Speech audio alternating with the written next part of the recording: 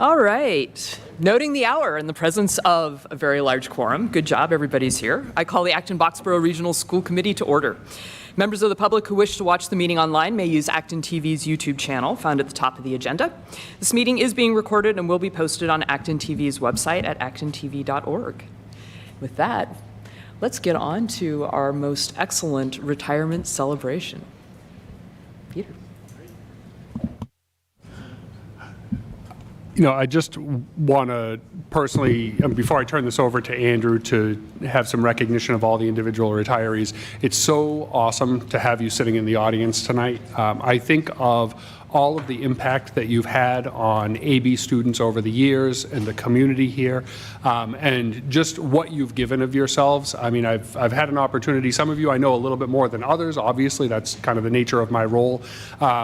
But having talked to you and heard the stories of the work you've done with students, the letters you found in your desks, written to me during COVID, things like that, just the incredible impact you've had on the community here. I just want to say how much I really appreciate everything that you've all done for the students at AB, for the community, for the other educators at AB, because they're all benefiting from the legacy that you're leaving. And I hope that as you embark on this next stage and adventure in your lives, you can just take a moment. I know it's a frenetic time of year in a frenetic year, but take a couple minutes and just appreciate the impact that you've had and the legacy that you've left for the next generation of educators and all the generations of students that have benefited from the work you've done. So thank you very much. I'm going to turn it over to Andrew and let him introduce everything.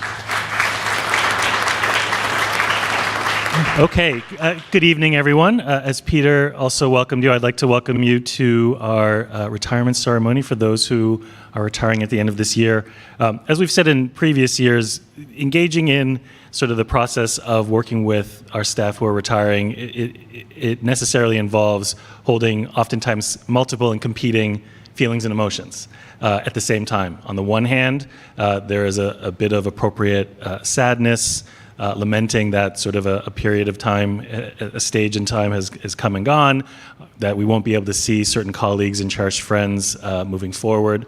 At the same time, we also want to be celebrating this milestone. We want to be joyful and happy for our colleagues and express appreciation for the contributions that they've made for so many years to this district. So it's an exercise in holding those two things at the same time.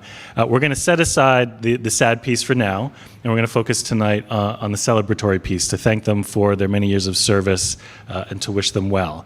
To do that, we have two things. One is, one by one, we're going to ask principals or department directors to come up. They prepared a little statement and a little biography for each of the individuals who are from their respective schools or departments, and want them to celebrate. And then the other part is we do have a token of our appreciation.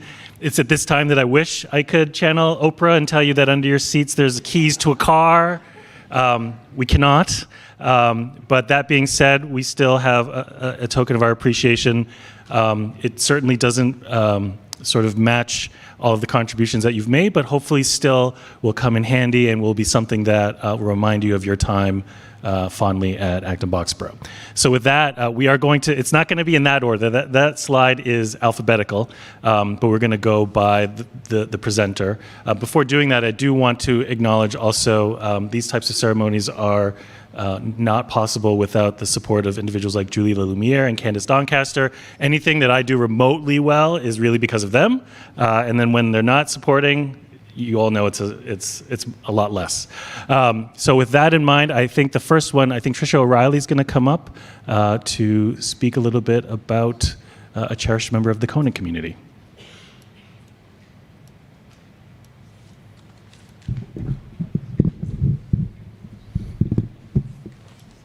Thank you, Andrew.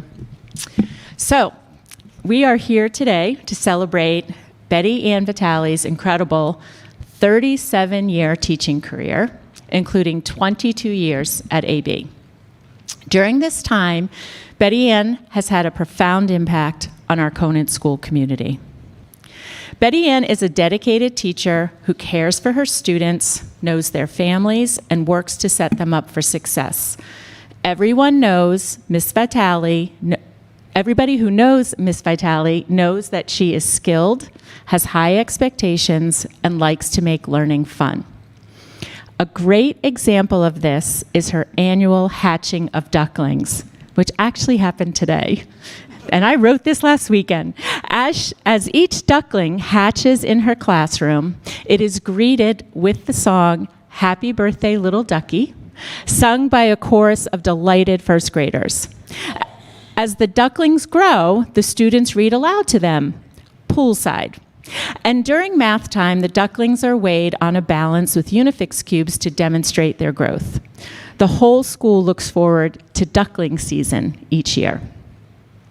Betty Ann is also generous. She offers encouragement, well-organized resources, great ideas, and a listening ear to any teacher. She has mentored officially and unofficially dozens of educators from many different positions over the decades. She includes all those who work or volunteer in her classroom and highlights their unique gifts. Betty Ann is the first to offer to purchase snow pants, school supplies, or other items for a student in need. Some of us remember the COVID book window she set up, where students came to room 5 and through the window got fresh books from her classroom library. Known as the mom of Conant, Betty Ann's classroom is the hub where many staff gather for advice, laughs, and support. Betty Ann, you've given so much to so many, and we will miss your energy, your humor, and your handy toolbox. As you walk out of room 5 for the last time, please know your work truly impacted students, families, and colleagues. We wish you a fantastic retirement filled with the adventures you love: hiking, jet skiing, riding your scooter, and yoga on Lake Winnipesaukee. Thank you, Betty Ann.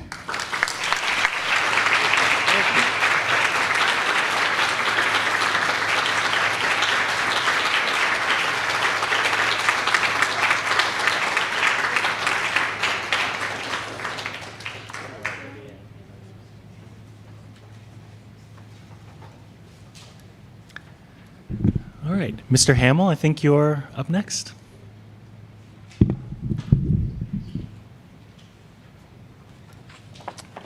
I did not want to follow that, but so I'm here to bid our farewell to Guy DeShanik. Guy DeShanik started his employment with us on March 18th, 1985. He accepted the position of third shift custodian at our high school. I'm sure at that time he had no clue that we'd be bidding him a fond farewell and offering him thanks for his long-standing service of more than 41 years. In that time, like so many that work third shift, the initial goal is to get off of third shift, to get to a normal life. Guy's quest brought him from the high school to the junior high, then to Conant, then to the old Miriam School, and then McCarthy Town. Finally, here to the administration building. Guy reported to me for a little over 3 years, and in that time I always felt he was best when a handyman or repair guy was needed. When a head custodian at another building was struggling with a repair, I sent Guy. He never questioned it, didn't worry about the contract, that it wasn't his building. He just went and took care of it. There's a damaged vacuum, everybody sends it here for Guy. Damaged toaster, Guy. Microwave, Guy. It's what he does. No matter what, if Guy needed a set of hands, he'd go over and help. Guy will be missed in many, many ways. And to make it short and sweet, and finally, for anybody who's been in this building, when Guy laughed, no matter where you are in this building, you heard. So we'll certainly miss you and wish you the best in your new chapter.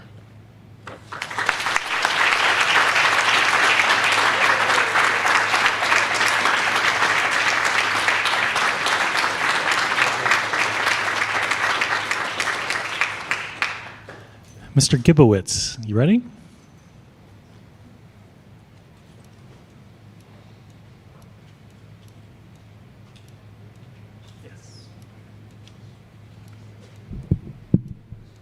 To sum up over 30 years in about 1 minute, it's a little tough, but I'll do my best. It's my honor and privilege to recognize Ann Dempsey as she retires after over 30 years as a PT at Acton-Boxborough. Ann joined AB in 1995 and has a unique distinction of working with students from preschool all the way to high school, providing services to students in all 9 schools at AB. Ann has a positive energy, infectious laugh, and a great rapport with her students and everyone she works with. Ann has been a fierce advocate for her students and is known for emphasizing strengths and believing every child's potential. She even took on insurance companies who didn't believe a 5-year-old could self-navigate an electric wheelchair. Ann has been heavily involved in the Special Olympics and helped launch AB's successful Unified Games Day. She consistently focused on the whole child and encouraged colleagues to think outside the box. After her many years of service to AB, Ann is looking forward to having more time to travel and is curious to see what September may bring. As she said about this next chapter, it will be an adventure as long as I can stay out of trouble. And then she chuckled, like she's doing now, and said, well, maybe I'll get into a little trouble. Thank you, Ann, for your 30-plus years of outstanding work at AB. It has been an absolute privilege and joy to work alongside you. Best wishes on a wonderful retirement, and I look forward to hearing about what trouble you might get into.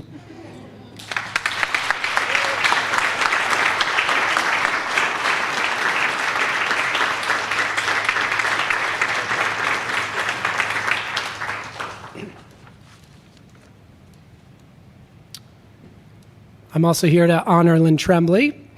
We're here to celebrate Lynn Tremblay, who's retiring after 13 years of dedicated work in the Acton-Boxborough Early Childhood Program. Lynn began her education career at age 16 and brought her background, including the Reggio Emilia approach, to the Carol Hebner Early Childhood Program. I can honestly say Lynn is the kindest, most reflective, and most positive educator I've ever worked with. She always prioritized noticing children's interests, reflecting on lessons they taught her, and emphasizing looking at things from different perspectives. She focused on the whole child, building positive and trusting relationships with students, colleagues, and families. In Lynn's own words, her position at the Carol Hebner Early Childhood Program was her dream job and the greatest professional honor. She actually never felt teaching was a job and hopes to continue working with young children in the future. Thank you, Lynn, for your dedication. We wish you the best on the next chapter. May you be happy, may you be peaceful, and may you be loved. May you be filled with love in retirement.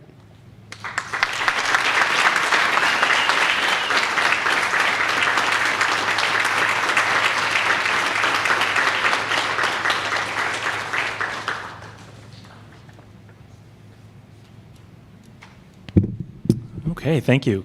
Ms. Dean, for representing the high school.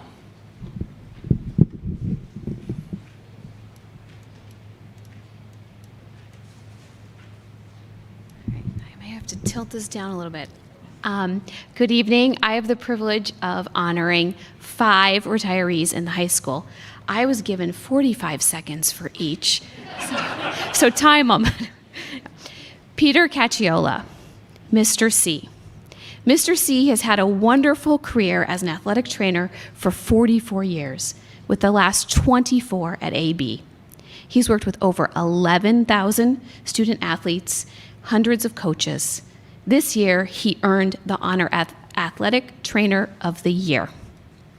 I'm often on the sidelines with Mr. C, and it's incredible to see how he individually knows every athlete and has an encyclopedic knowledge about every sport and team. He espouses strong values, and many athletes are grateful to him for making them better people. We often hear him saying, to achieve greatness, work hard, always have a smile and a sense of humor, and live with an attitude of gratitude. Now he will have more time to spend with his family. Mr. C, you're truly an AB legend. Thank you, and we wish you the best in your next chapter.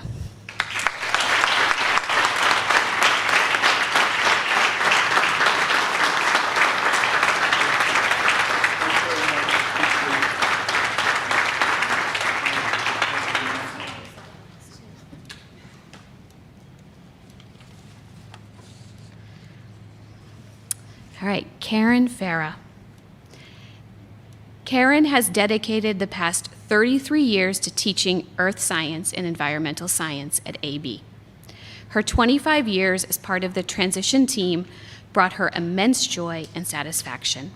And she's also served on the attendance review board and worked with the data team. She's currently on the Spirit Committee and is the go-to person for celebrations in the science department. Karen's passion is her students, and she describes the science department as family. Her colleagues describe her as the glue that holds the science department together. She is proud that her 2 daughters who work here will carry on the AB tradition. Finally, Karen's a fierce advocate for mental health awareness, leading the Active Minds Club and coordinating our Out of Darkness walks. With this year being the 10th anniversary. Karen, thank you. You will be truly missed.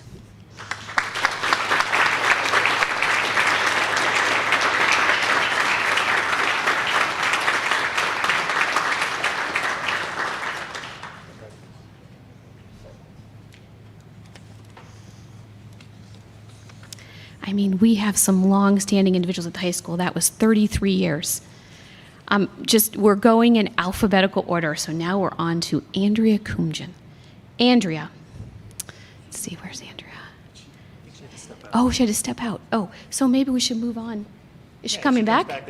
Okay, we'll put her at the end, see if she comes back. Okay, so now we're on to Janet Maxwell. Janet has taught at AB for 32 years. Starting in 1984 with a little time off to raise her young family.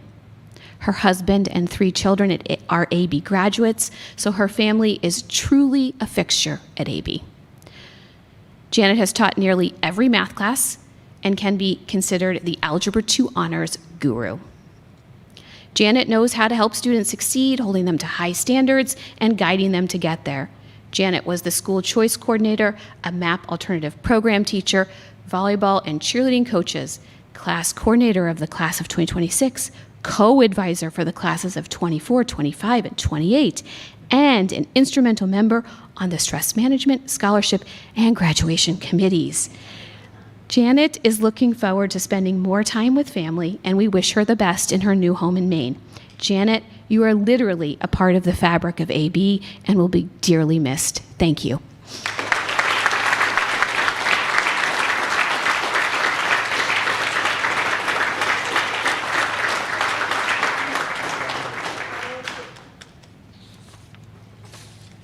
Okay, Sue Ropiak. Let's see, where's Sue? Oh, yeah. Sue started her career as an engineer and has since worked at AB for 12 years, 3 of them at the junior high. All of her 4 children also graduated from AB. During her time at the high school, she taught many math classes and helped design our increasingly experiential project-based AP statistics classes.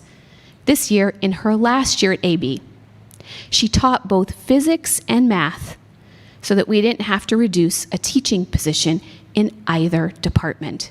That was truly selfless, and our colleagues are immensely grateful. As a course level leader for 2 years, we're appreciative of her efforts and our course releveling work. Sue was the first advisor for our Health Occupation Students of America Club and now advises the Invest in Girls Club. Thank you, Sue. We know you're looking forward to spending more time with your family, and we wish you the very best.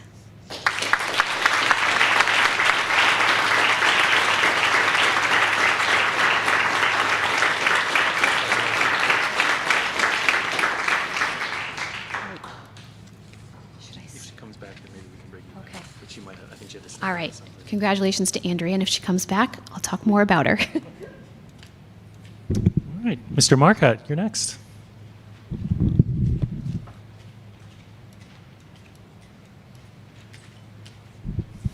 Good evening. Hello, everyone. I'm here to talk about Melanie Scalise.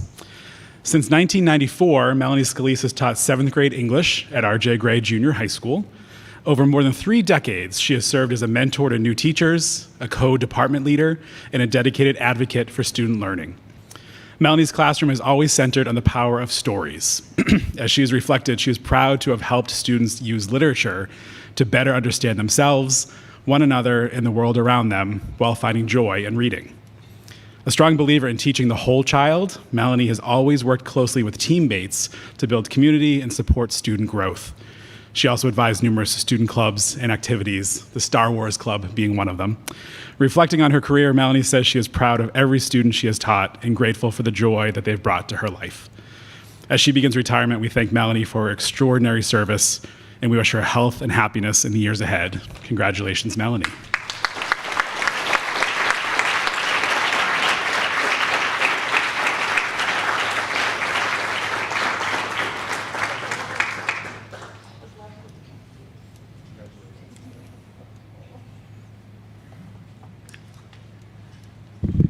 Okay, at this time, I'm actually going to call two principals, Christina Gavin and Christine Nealon, because for anyone who knows Henry, it's going to take two people to take care of this one. So.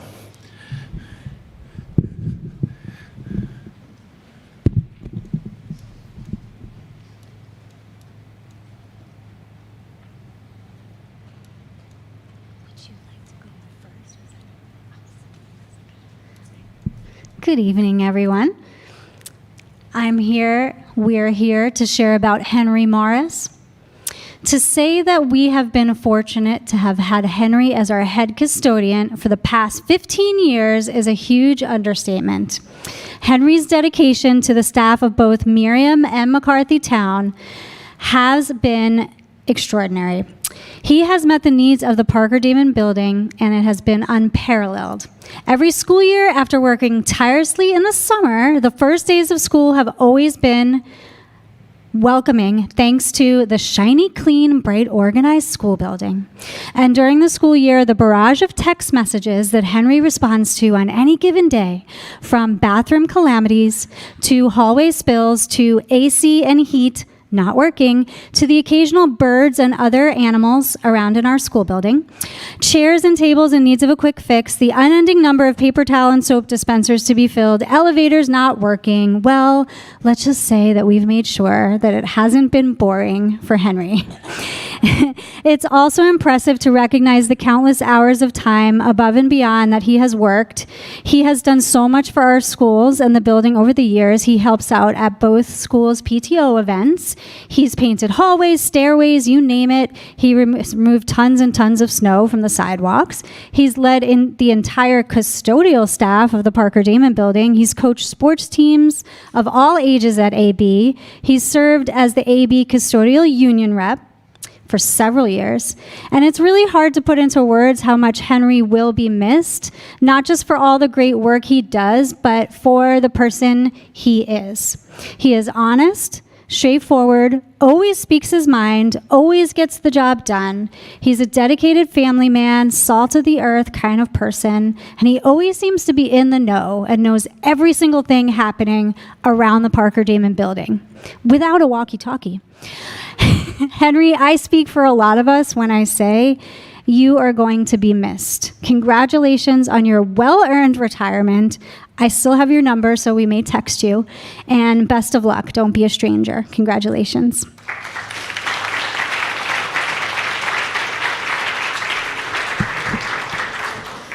So Christina mentioned most of Henry's tasks, but I want to just say that I'm shocked we are actually here because Henry has been talking about retiring since I started 5 years ago, and every year I didn't believe him. I also want to just name that I want to be careful tonight, Henry, because my first newsletter, I thanked Henry, and he said, "Christy, please don't ever do that again. Please make sure you thank the entire custodial team and not just me." And that was such an example of who Henry is as a leader and who he is as a team member. I also want to thank him for getting the stray shoes off the roof of the Parker Damon building, painting the places in the building where there was paint that I'd be like, I think I want that part way up there, a different color. And he'd say, nope, that's not possible. And then the next day I'd see him on the lift getting to that place. We are definitely going to miss you. We're going to miss your snow forecasts, your staff morale forecasts, your summer move forecast. We're going to miss everything that you do for every staff member behind the scenes. There are many moments that Henry will just say, hey, Christy, I don't know if you know, but... and he tells me the thing that we need to know, but he doesn't want anyone to know that he's the one taking care of all of us. We hope that you enjoy that little place in Ireland, far, far away from all of our phone calls and our texts. Congratulations, Henry.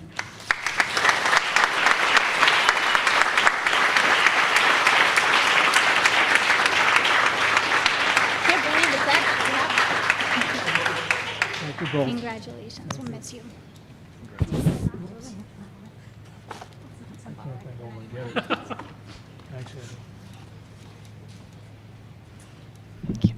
Next up, Carol Leandro.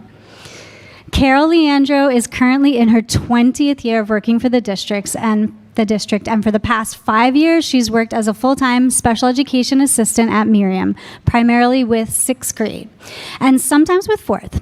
Her previous roles have included as the 6th grade math assistant in the remote learning program, and she's spent a long era of time as a classroom assistant from 2007 to 2020, looping with 5th and 6th graders. And for 2 years, Carol was the PTO chair for Miriam and has also served on other committees over the years, such as the Interschool Council and the Anti-Bullying Task Force. In addition to her work in the schools, Carol has volunteered in the community as well. She was the publicity chair for the Proscenium Circus, and she was also a co-producer for Honk Jr. at RJ Gray. And what many people may not know about Carol is that she was first trained as a clinical psychologist, and she worked in the field until she ultimately decided to take time off to raise her children. And after she volunteered in her daughter's classroom, she found that she loved the school setting. She became a classroom assistant, and she never left. And I know that I speak for many of us at Miriam when I say, Carol, that you've been an incredible asset to our school, to our staff, to our students. And I've seen firsthand the way that you connect with students and the way that you help them to feel successful and included. And it's so clear how much heart and joy you bring to your job each day. And I will miss working with you. Thank you so much for everything, and congratulations on your retirement.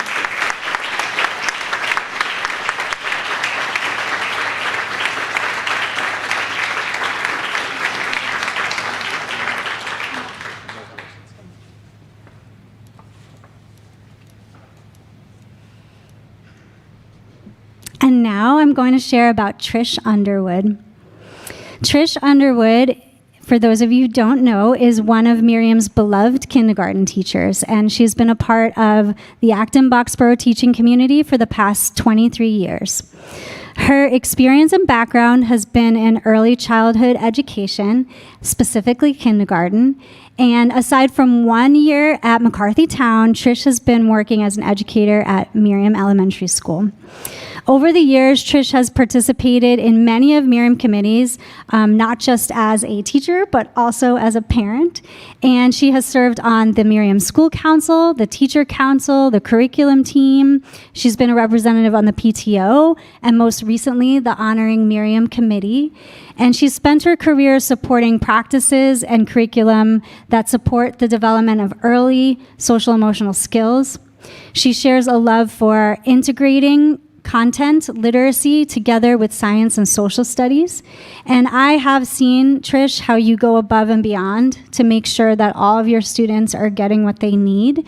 And you're a teacher who cares deeply about your students and supporting their success.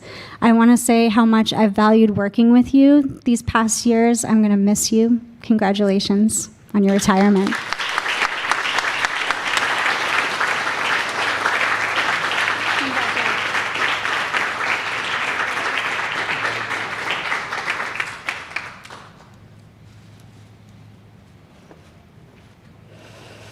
And next, I'll share about Melissa Gilbride. Since joining Miriam in 2001, Melissa has taught across different grade levels from 2nd to 3rd to 4th, and she's always adapted as the school has evolved, always with her steady commitment to her students. She has been a mentor to many colleagues over the years, and her work with students has always gone beyond just academics. She's helped students understand themselves, work through challenges. She's always had a big heart and emphasis on SEL, and she's always helping students navigate their feelings. Melissa's passions have been science and math, and over the years she's created such meaningful and memorable learning experiences. For example, the Endangered Animals Project, where students have collaborated, they've built models, created films, composed music, and they've even showcased their work right here in the Acton Discovery Museum. Melissa, you've always found ways to connect with your students and to make learning feel special, and your presence is going to be truly missed. We're so grateful for everything you've given to Miriam over the past 25 years. Congratulations on your retirement.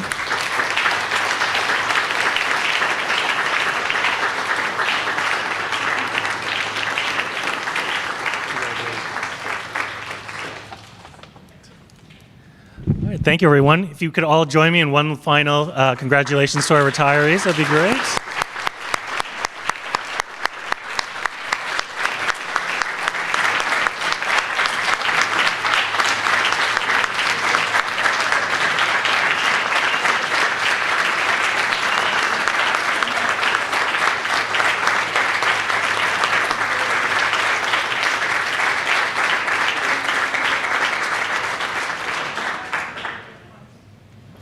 I'm truly glad that we took the couple of extra minutes to get the video feed up, because those were some wonderful stories you all shared, and congratulations to all of our retirees. It is so clear that your dedication and your passion brings so much to everything that is AB, and we are grateful to you for everything that you have done.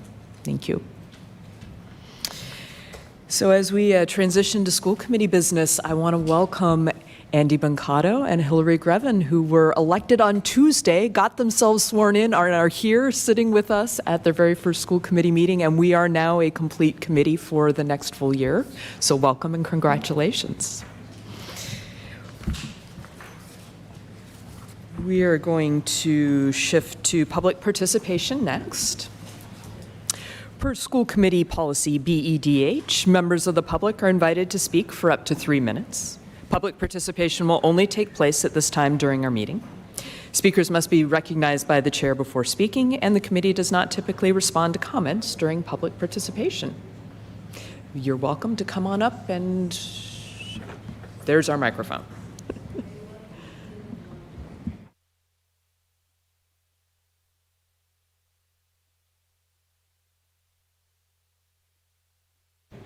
Hello.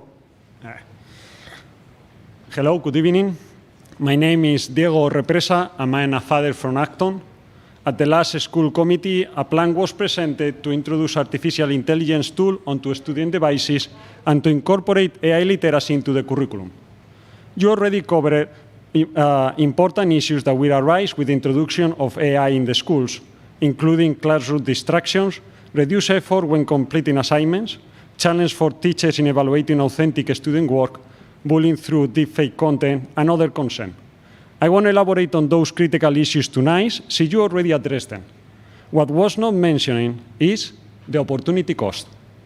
Every addition to the curriculum comes at the expense of something else. If you add AI literacy, what will you remove from the current curriculum? Teachers already face the challenge of covering a substantial body of material within a limited amount of time. What will you ask then to stop teaching? Because if there is anything more scarce than money, it is time. I work in a multinational aerospace company where we currently use around 10 different generative AI tools. It takes only days or weeks to learn how to use those tools effectively. It is not too complicated, but it takes years at the right time to develop good persons with deep knowledge, strong skills, and a foundation of solid values. It is similar to learning to drive a car. We don't teach driving as part of the high school curriculum, even though driving is an essential skill nowadays. Instead, school focus on building foundational knowledge and habits that enable lifelong learning. History seems to be repeating itself. Years ago, phones arrived in schools. After a decade, statistics showed the harm that they were causing, and phones were banned from our schools.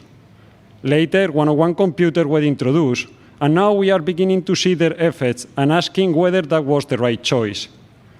Do we need to experiment again with our children and harm another 10 generations? Or are we going to be smarter and recognize that AI should not be prioritized during this fundamental period of a person's development? The question is not whether future generations will need to learn AI. The question is when the right time is to learn it. Students are in high school for only 4 years, but they will be in the workforce for 40. They will have plenty of time later. So I ask you tonight not to introduce AI tools onto student devices, given the many important concerns that you have already identified, and not to add AI literacy to the curriculum at the expense of those 4 years that are so fundamental to students' development. Thank you for your consideration. Thank you.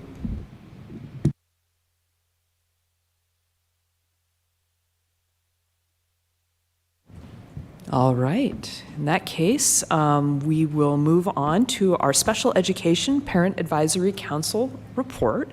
So I'd like to invite Amanda Bailey, Abraham Gutierrez, and Kristin O'Neill. Looks like we have Amanda and Kristin to come forward. And so these are our elected co-chairs, and they report to us in the fall and in the spring. So this is our spring report, and we look forward to hearing what you've been focused on and what you have to share with us. And then as well, you'll probably notice that Amanda and Kristin are at most of our meetings, and they will frequently advise us on things if we have questions. So welcome.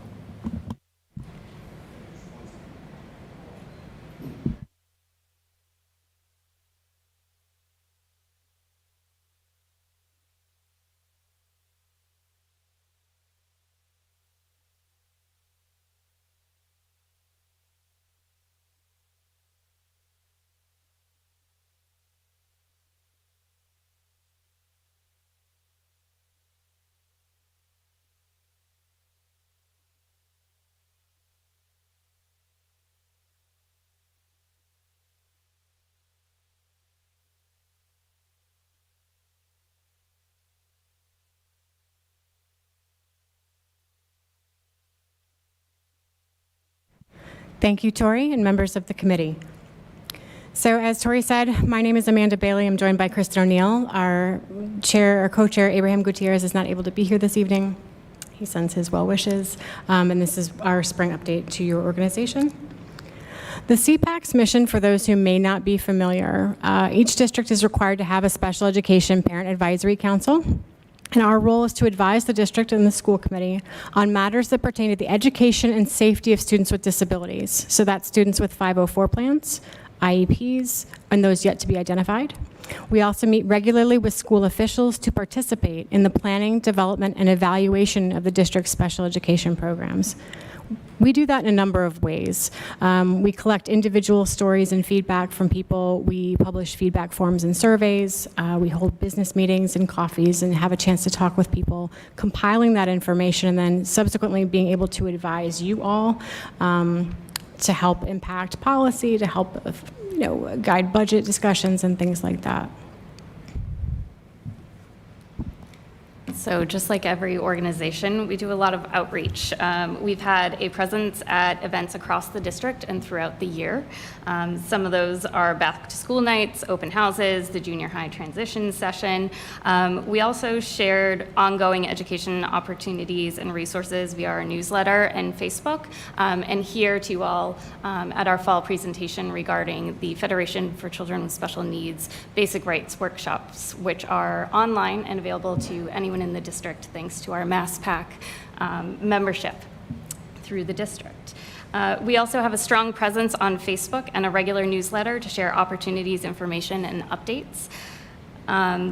You can subscribe to our newsletter by visiting our website. It's a form. It's very easy. Our website is abcpac.org, and it will show at the end of the presentation. Other outreach includes presence at the Acton-Boxborough Family Network Kindergarten Social. It's this Saturday. For any rising kindergarten families, we hope to see you there. We're there every year. We also send home backpack mail through the early childhood program. We were at kindergarten information nights last spring and have had materials and representation at the open houses for the new school communities just this past week and next week. So hand in hand with outreach is engagement. Engagement was a priority for us this year. Thank you to the director and assistant director of special education for their regular meetings with us, as well as invitations to join coordinator meetings. It's been wonderful to meet with leadership around the district and share our varied perspectives and work and collaborate together. This year, DESE also performed integrated monitoring review, and as CPAC, we shared the survey that went out to all parents, and we look forward to seeing that participation and the results of that. We also educated folks on the process of what that review looks like. And we also participated in an interview as officers of CPAC with DESE. And I just want to take a moment to make Amanda incredibly uncomfortable and highlight the fact that the DESE representative pointed out the really wonderful partnership between CPAC and the district and our director of special education and the exemplary activities of the CPAC. In terms of what CPACs look like around the state. Is she read? Okay, I did my job. We also remain connected to all of the parent-teacher organizations in the district through monthly meetings. One thing that I think is a standout for us as a CPAC is the recognition form for staff that we roll out every year. This year we had over 20 families reach out with feedback regarding their special educators or general educators or admins or building staff. And we then reach out to those individuals and copy their supervising staff, just highlighting what incredible people we have here in the district. We have, oh, and I also want to say that another CPAC in the state tried that out this year per our recommendation, and it went really well. We also held office hours both in person and virtual on various times to try to gather as much engagement as possible. This is for peer connection and ongoing support. And new this year, we had a CPAC questionnaire. All of our new representatives here at this table can attest. We sent out questions. The CPAC does not endorse any candidates for office, but we felt it was important to ask questions regarding special education and share those broadly. Those questions were created in collaboration with asking other CPACs in the state what they have asked in similar forums, and also asking our membership for their ideas. So that was shared via newsletter, Facebook, and local publications. And we look forward to contributing towards the new Common Threads task force. You may have noticed the AB Forward process this year. We were named as a stakeholder by the school committee at the outset in May 2025, and we were engaged throughout, attending steering committee meetings throughout that summer, through the decision-making process and through ongoing implementation, and expect to do so through the coming year and beyond. The CPAC, in addition to all of the listening sessions that were hosted by our consultants, we did hold independent listening sessions for our families and brought that information back. It would be really a chance to zoom in on the special ed component of this. Similarly, we also compiled a special ed related FAQ document because there was so much to sift through for families, so we pulled out from all of the other district materials and consolidated that. In the course of this, the general advocacy that we did as an organization did not always align with what individual families wanted for their children. And recognizing that, we kept the community informed about all of the feedback opportunities, advocacy strategies they could take, special education updates to help them do that, and acknowledging that discrepancy where it existed. And we're still here to support families through this. We also continue to follow the development of policies and procedures, as you've seen, as we move forward with this. Advocacy in general, a lot of parent education this year through our social media and through meetings.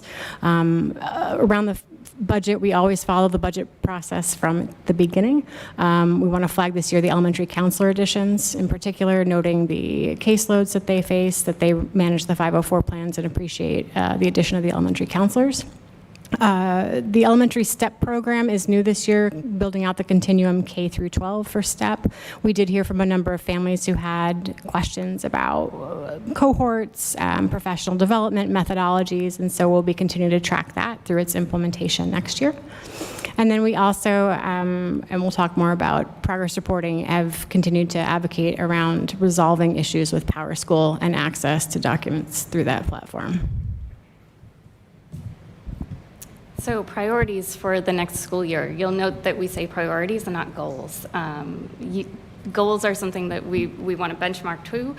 Priorities are our wishes. We hope to hit on all these topics, but we feel that we need to remain flexible in order to pivot and be responsive to whatever comes up in the school year. You know, reorganization, overrides, that sort of thing. So in this coming year, we'll look to continue relationship building with new staff, admins. We hope to host workshops and parent-guardian education. If you want to speak to Child Find. Yeah, just thinking about Child Find, and with the reorganization, we're going to be entering into new school communities in a big transition. And under the Individuals with Disabilities Education Act, which is the federal education law, school districts have a proactive responsibility to seek out and identify children with disabilities. And so as we navigate this, helping families understand, you know, what are their rights in requesting an evaluation? How do you raise a concern with the school? What are your procedural safeguards? What's expected as a follow-up from that? So making sure that people understand how that process works as we move forward. And I hope no one's eyes started to twitch at the mention of another survey. We actually had a survey on our priority list for this year, yet we pivoted. There were a lot of surveys, there was a lot of feedback opportunities. It is something that is now overdue for CPAC. We do this every few years just to touch base with everyone and hear what's going on.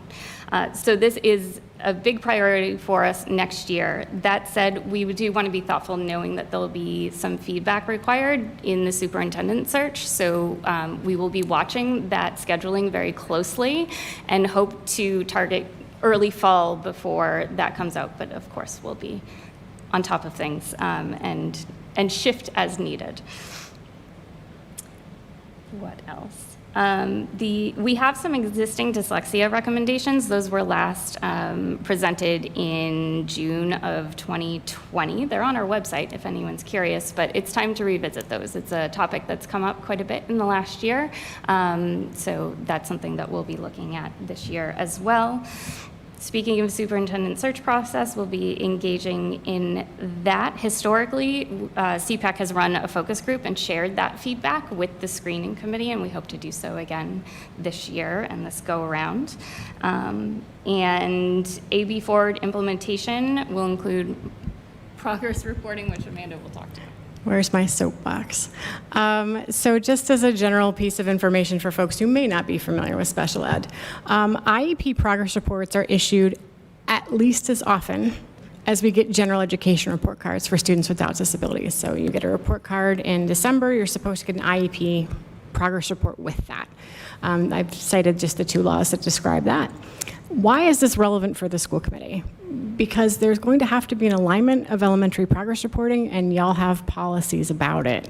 So we wanted to raise this to your attention as one of the ongoing discussions that we're going to need to be having. Right now, our elementary schools issue between 0 and 3 gen ed report cards. For a long time, there was a discrepancy as a result with how many IEP progress reports families were getting between schools. Some people were getting 2 IEP progress reports a year, some people were getting 3. Our advocacy did resolve this problem. All elementary families currently receive at least 3 IEP progress reports, unless their child, it's indicated in the IEP they need more frequent progress monitoring, and these are standardized throughout the school year. Again, as the district aligns these practices, there is a chance that we may be moving back to 2. IEP progress reports in a key year with a number of transitions where progress monitoring is critical. We are advocating for a continuation of at least 3 IEP progress reports through the coming school year, and bearing in mind that if individual students need more frequent progress reporting, that can be written into an IEP. But we did want to flag this, and again, it will come before you at some point with regard to your progress reporting policies.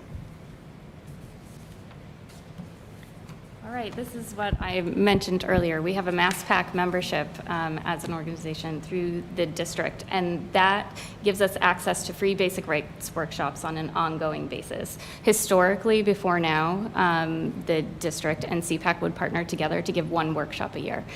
Now, members of our community, including members at this table, are welcome to log on to that website there and take advantage of any of these free trainings. They are winding down for the summer, but they also have a newsletter, and I would strongly recommend registering for it or subscribing to it. They do a great monthly synopsis, and you can look at what's coming up. So if you have any questions about special education, that's a great place to start.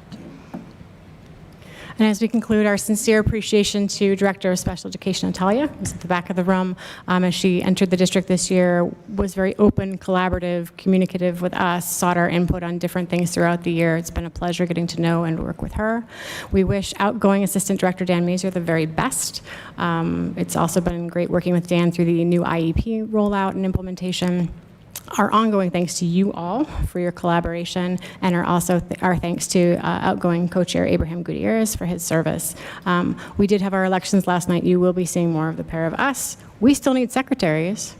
The AG has said it is not a conflict of interest to be both on a CPAC board and a school committee. So I will put that to you all very gently. But thank you all, and we're happy to take any questions you may have. Awesome, thank you. Do we have questions, comments for Amanda and Kristin? Glenn?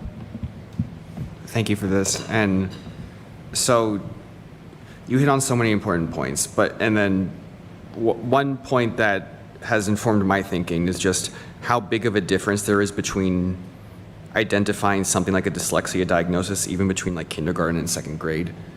Like those extra 2 years of time, that's like really impactful, and it can reverberate for years to come. So one thing that popped into my head is you mentioned that having a priority be just like, you can't just wait for families to raise their hand and say, we think our kid may have a learning disability. It's just like you have to actively have some type of process to both allow that to happen, but to actively seek it out. One thing I'm wondering is, my intuition is telling me restructuring is going to somehow impact that sort of identifying process. I'm not sure how. It might get easier or harder.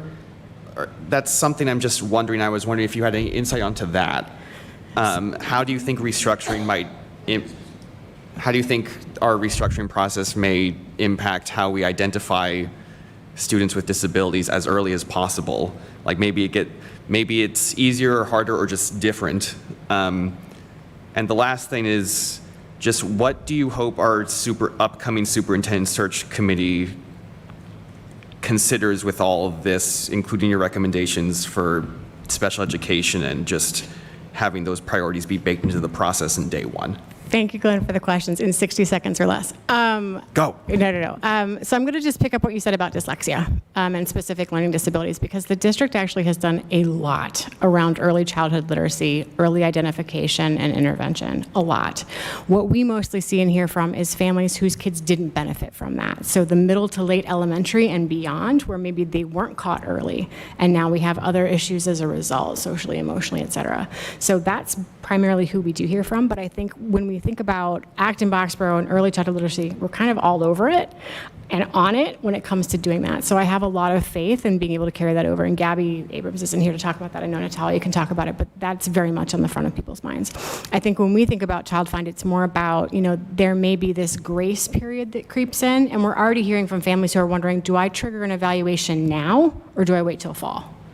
And so what we don't want to have happen is then, okay, people come back, they're wondering how their kids are doing. Okay, we're settling in, everyone's settling in, that takes time, and now half a year has elapsed. during a critical period. So it's being mindful about that and just making sure that people understand the gen ed supports, and there's a whole range of gen ed supports available. And I think that having people in the same buildings and being able to collaborate at the grade level is actually going to help. Superintendent, I'm going to punt because we're going to have lots of conversations about that, but thank you. Anyone else? Adam?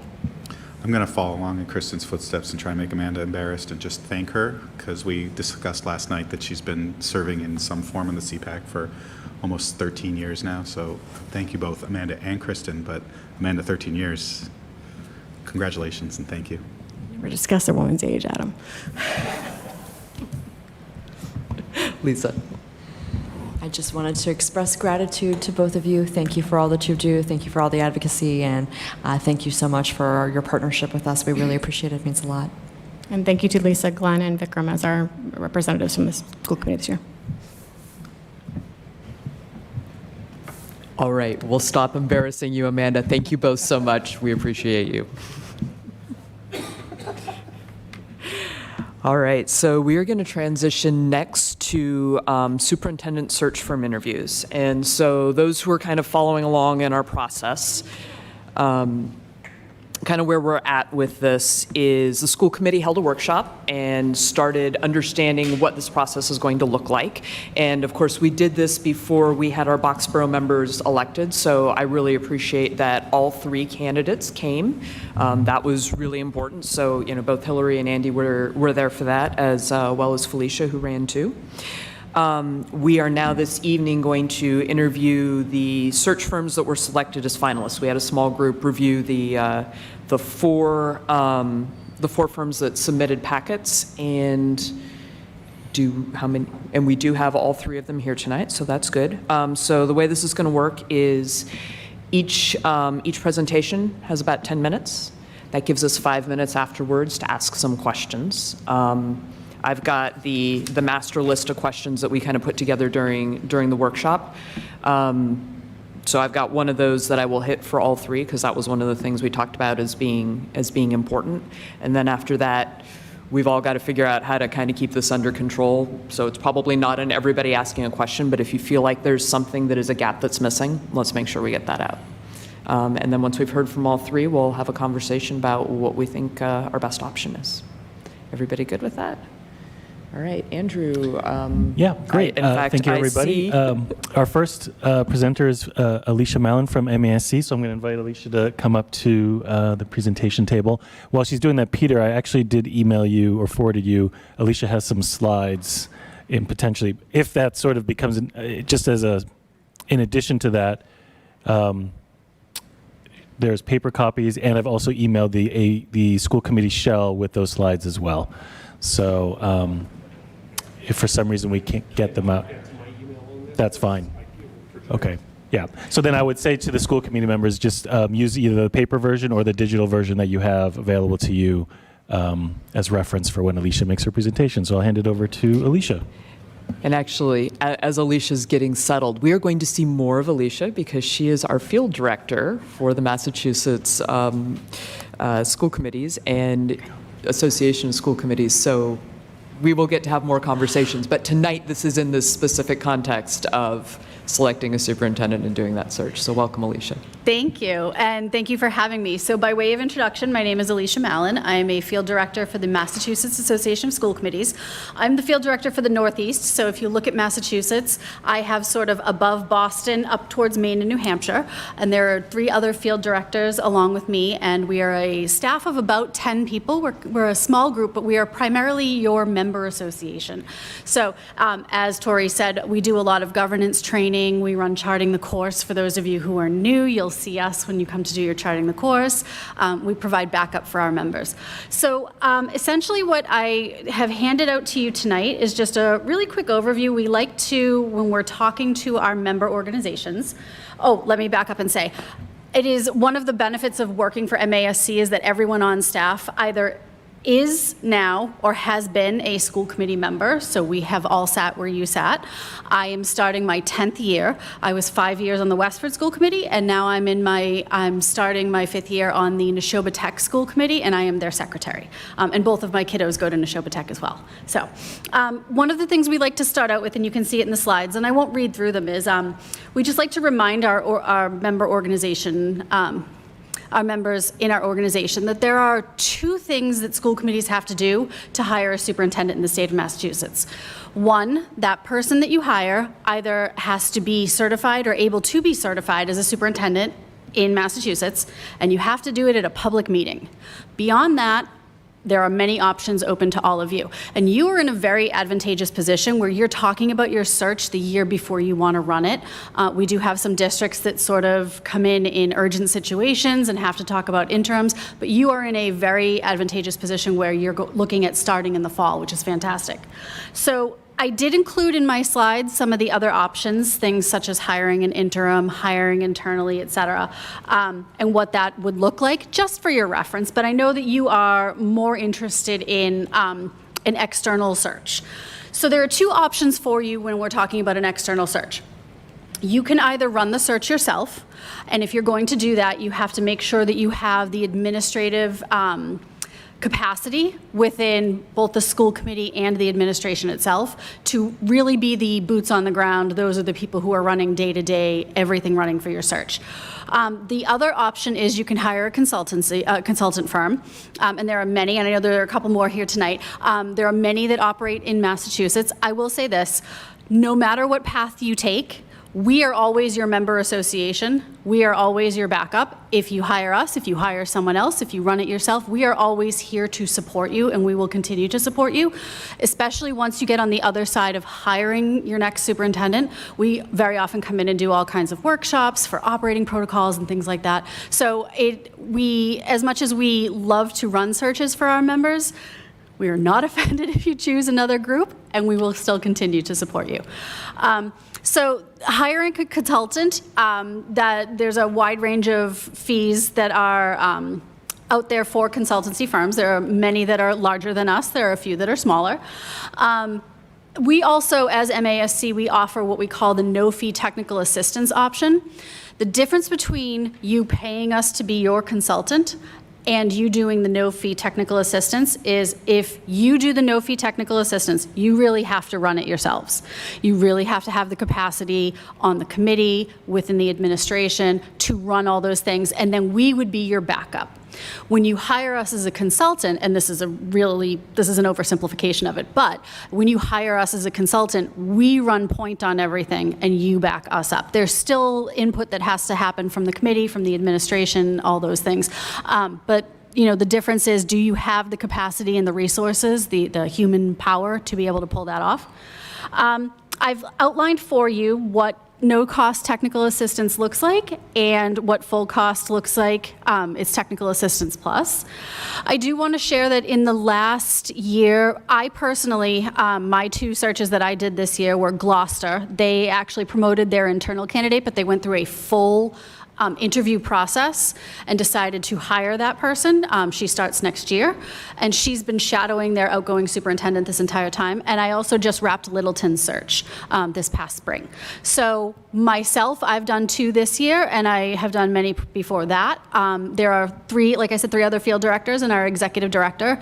I know Sean Costello, South Coast. I think he was up to 11 searches this year. He was crazy busy. It sort of shifts around. But we, as a team, we tend to work together. Your field director for your area is usually your point person, unless someone has multiple searches running in places, and then we always tag in our other staff as backup. And I can tell you that our executive director, Glenn, has had decades of experience in all of this, and he is always on call for the field director, so we always have backup there. There is a slide there that shows you from our website the phases of a search, when you're thinking about a search process, we like to start with the information gathering first. We're going to ask you to provide us with a lot of information about your district. We're going to do stakeholder feedback. We're going to, we can run public forums and online surveys. That way we can sort of get as many responses in as many places as possible. And then we use that to put together your district profile that will become your application. We partner with MASC, we partner with the National School Boards Association, we have partners across the country. There's an association like us in every state, so we share out our listings out to all 50 states as well. MASC has a fantastic pool of people. They run a program called the Aspiring Superintendents Program, which Glenn Kuchar and I have been a part of for the last couple of years, where they are literally building the bench of superintendents, people who hope to be superintendents. So there's a great pool out there for you all. As I said, we have a list on our website of our most recent searches, and I did include all of our staff members, but I thought, you know, just to give you that brief overview and then answer any questions you may have. All right, so as I'm juggling here, I do actually have a question. When you are looking at candidates, how do you know that a candidate is ready to be a superintendent, especially for a district like Acton-Boxborough? So as a search consultant, we are giving you the background that we have available to us. We help you. So one of the first steps that you will take in your search if you work with us is you put together your screening committee. Your screening committee is a cross-section of your stakeholders in your district. And through your screening committee, those are the people who are going to take all of your applications and narrow them down to the semifinalists and the finalists. So what we do with the screening committee is we orient them on all of those things that we had gathered from your stakeholders that your district is looking for. We also review the packets, and like I said, everyone in the office works collaboratively on this. We talk to each other about what we've seen in certain places. We make sure that you are considering whether or not you are considering the leadership standards that you are looking for. When we just wrapped with Littleton, they had 5, and that's how they considered them. And most of what we do when we start working with that screening committee is we help them formulate the questions that they're going to ask in those first screening interviews, and those are based on what your district is looking for. So we very much work with that stakeholder feedback and your district profile to narrow it down to what it is Acton-Boxborough is looking for, because you are looking for your superintendent. I consider this sort of like a matchmaking process.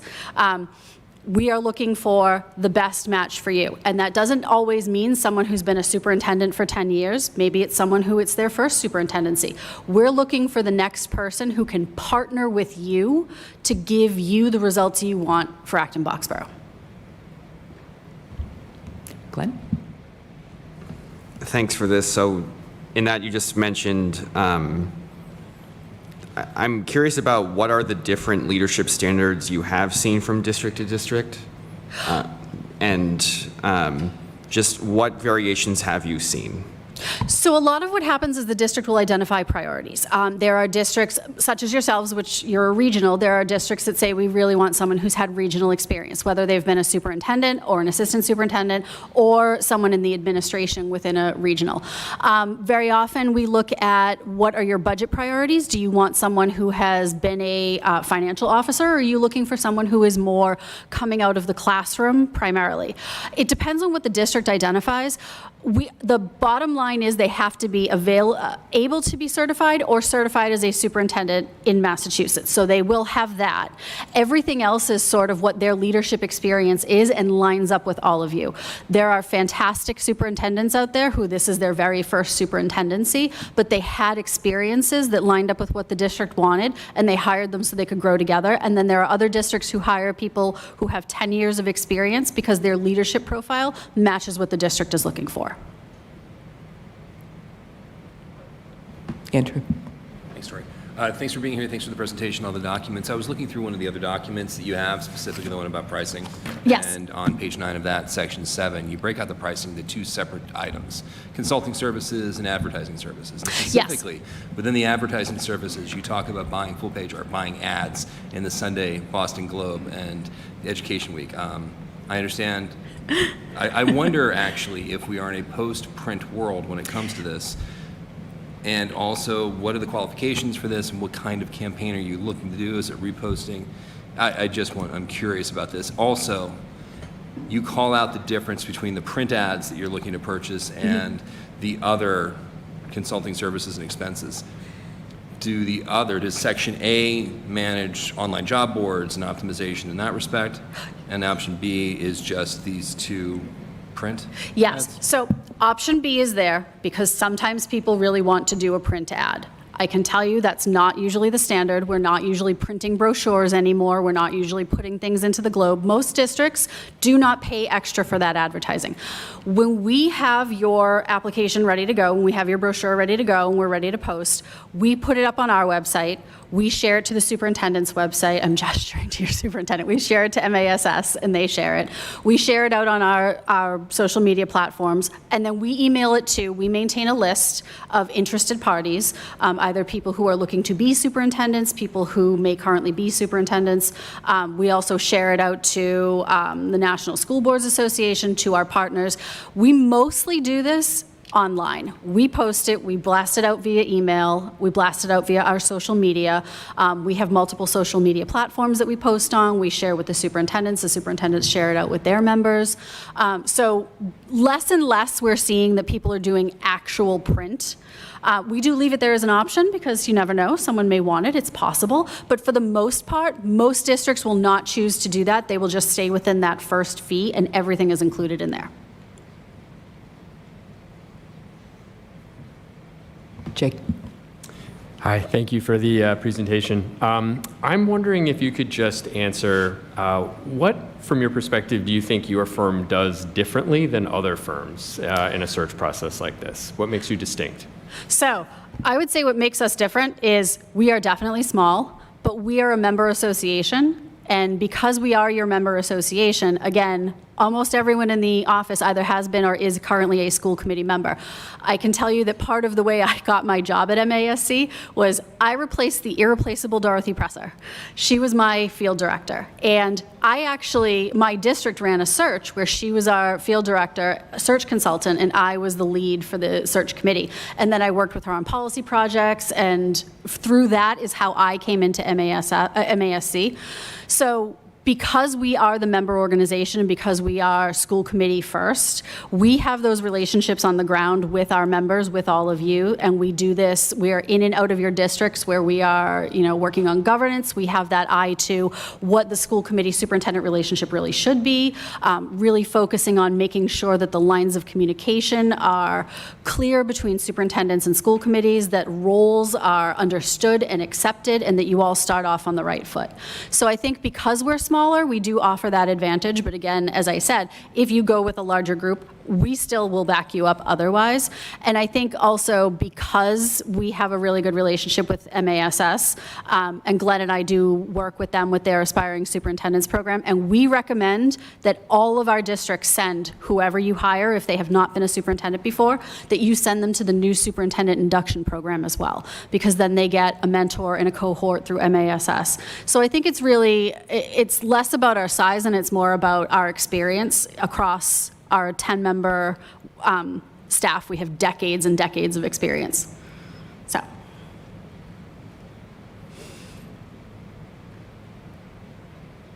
All right, hearing silence here. Thank you, Alicia, and we look forward to seeing you in a couple of weeks. Thank you.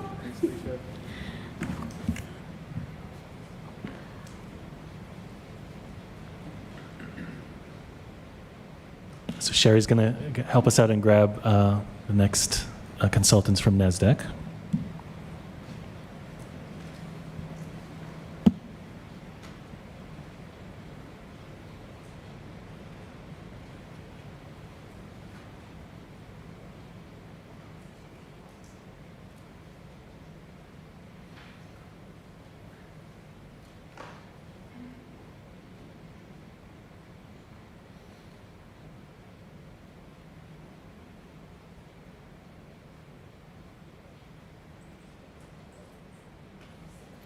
Welcome.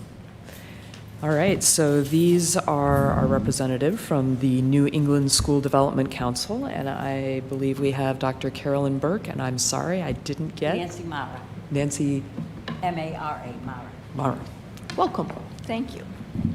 Let me just get my water. Should I just start? Yeah, whenever you're ready, if you'd like to share what you have, and then we'll ask you some questions afterwards, and we'll go from there. Thank you. I wrote out notes because I could go on forever, and I know I have 10 minutes, and you had particular information you wanted to hear. So I figured I better rein myself in. Thank you. So, good evening. Thank you for inviting NESDEC to present.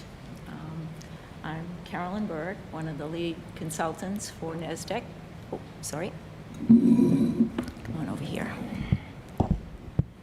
I'm Carolyn Burke, one of the lead consultants for NESDEC, one of the search consultants, and it really is a privilege to speak to you tonight about superintendent search, because you know it's one of the probably the most important responsibility that a school committee has. And it can be daunting, but it can also be a wonderful process, and if it's done right. And in my experience, and many years of experience conducting superintendent searches throughout New England, successful searches have probably 4 main characteristics: thoughtful planning, meaningful community engagement, developing a strong and varied candidate pool, and then ensuring that the ultimate decision is based on community priorities. If we are the firm selected, we'd begin probably with one of the most important meetings that we'll have, the first organizational meeting, the first planning meeting. And during that meeting, we'll talk about, I'll have drafts, but we'll talk about the timeline. You'll look over the timeline, you'll make decisions. The announcement letter that's going to go out to announce the position, you'll add your input to that. We'll organize for who is going to be our liaison. We'll make some communication protocols. We'll address those.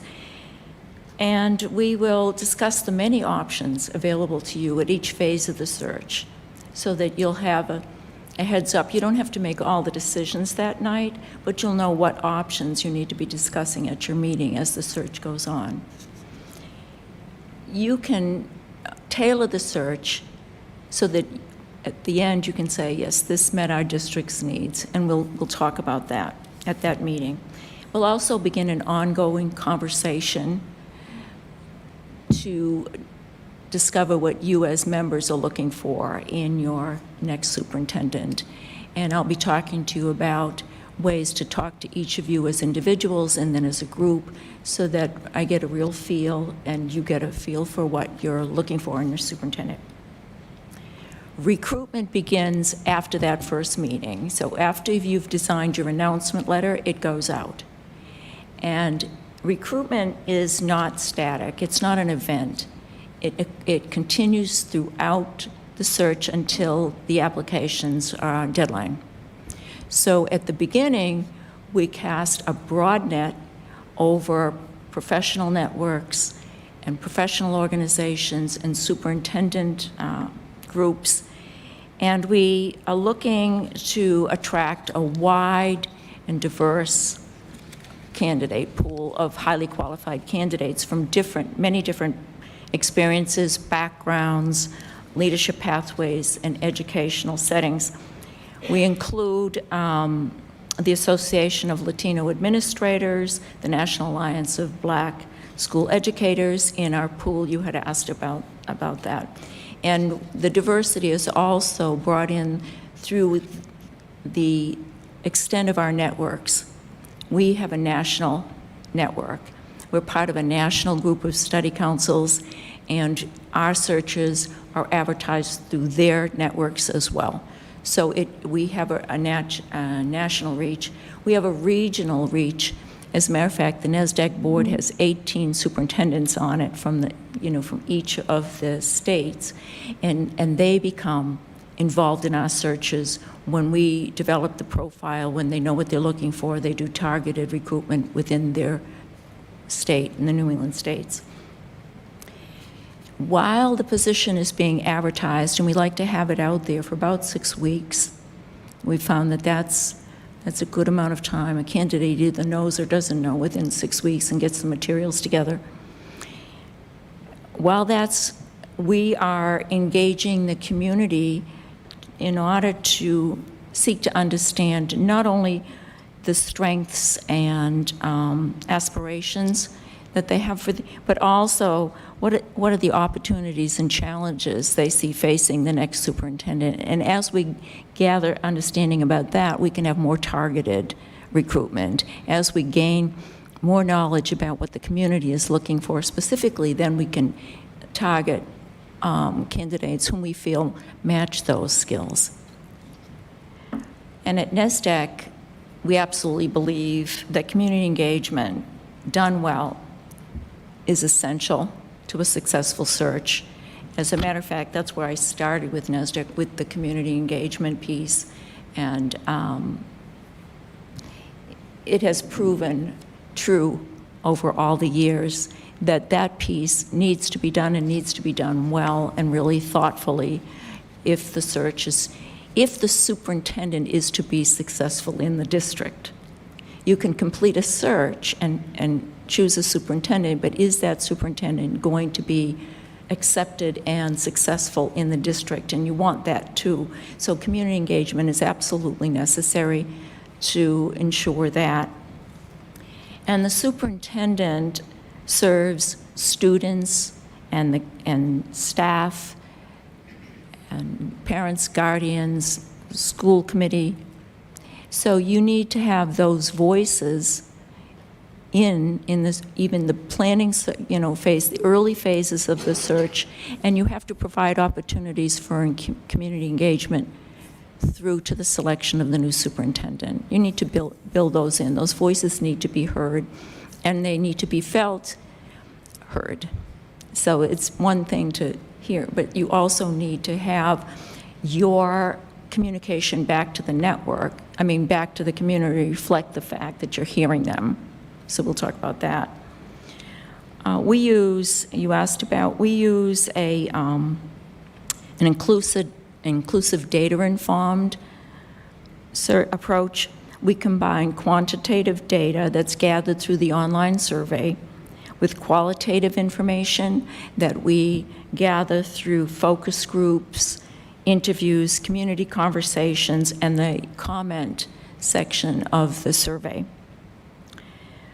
Both forms of data are important. The quantitative data, it shows, identifies patterns and priorities and levels of agreement across groups. And the qualitative data adds context, and it provides insight into the community's hopes and concerns and aspirations, so it adds that sort of human feeling to the piece. And then people really will express themselves, we've learned, if given the opportunity. Once collected, we analyze the data, looking for recurring themes, areas of consensus, and perhaps perspectives that might warrant further discussion. And we provide that data to the school committee. The school committee will get both a raw data document and a summary document. And then we work with you to add your perspective, your viewpoints, and to revise that document, the summary document, until it reflects what you are looking for in your next superintendent. And that will go out as the successful candidate profile. Or you can name it whatever you choose, but that's what I name it, the successful candidate profile. And candidates are looking for that now from NESDEC. That's an important document. And that's a leadership profile that is grounded not on assumptions and the opinions of a few, but in real data from gathered from the broad community. We always suggest that you put it online. You don't have to. Now, in my experience, in my opinion, the successful candidate profile is the single most important document created during the entire search process. And the profile becomes the foundation for every subsequent phase of the search. Your screening committee, made up of a representative group of community members, and you would choose, and we'll discuss that. They will use the successful candidate profile. It's a unifying lens, it's a unifying language. They use that profile to go through all the applications that were submitted, look at them against the profile, and choose candidates to interview. They'll also use the profile to develop their interview questions, and then to assess the candidate's response to those questions, and finally to choose those candidates who will move on as finalists to you, the school committee. You will use the successful candidate. Maybe should name it something I can actually pronounce, but you will use the successful candidate profile, I'll call it the profile, to develop your own interview questions. And you will also use it as a lens to assess the candidates through the entire final phase of the search.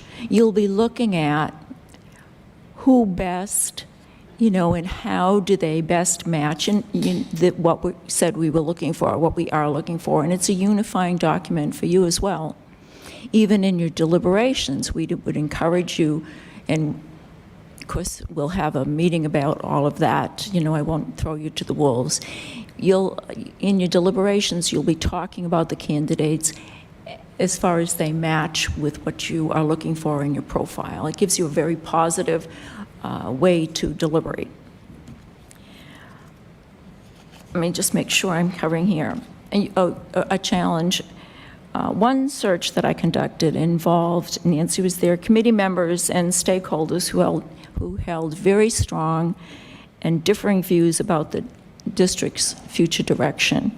Now, in and of itself, that wasn't the challenge, because that's true of most districts, and it can actually strengthen the search. But what made this search particularly difficult and challenging was the degree of skepticism and level of mistrust about us as a search team, about the whole process of a search, whether it was, a frame-up job or whatever, I don't know, but there was a level of mistrust, and some groups didn't want to participate. Some community members questioned whether the consensus was even achievable, or whether their input would be genuinely influential to the outcome, and that maybe the process would ultimately favor one group over another. So when we recognized that, we did a lot of work up front to build trust in the process. We created multiple opportunities for participation.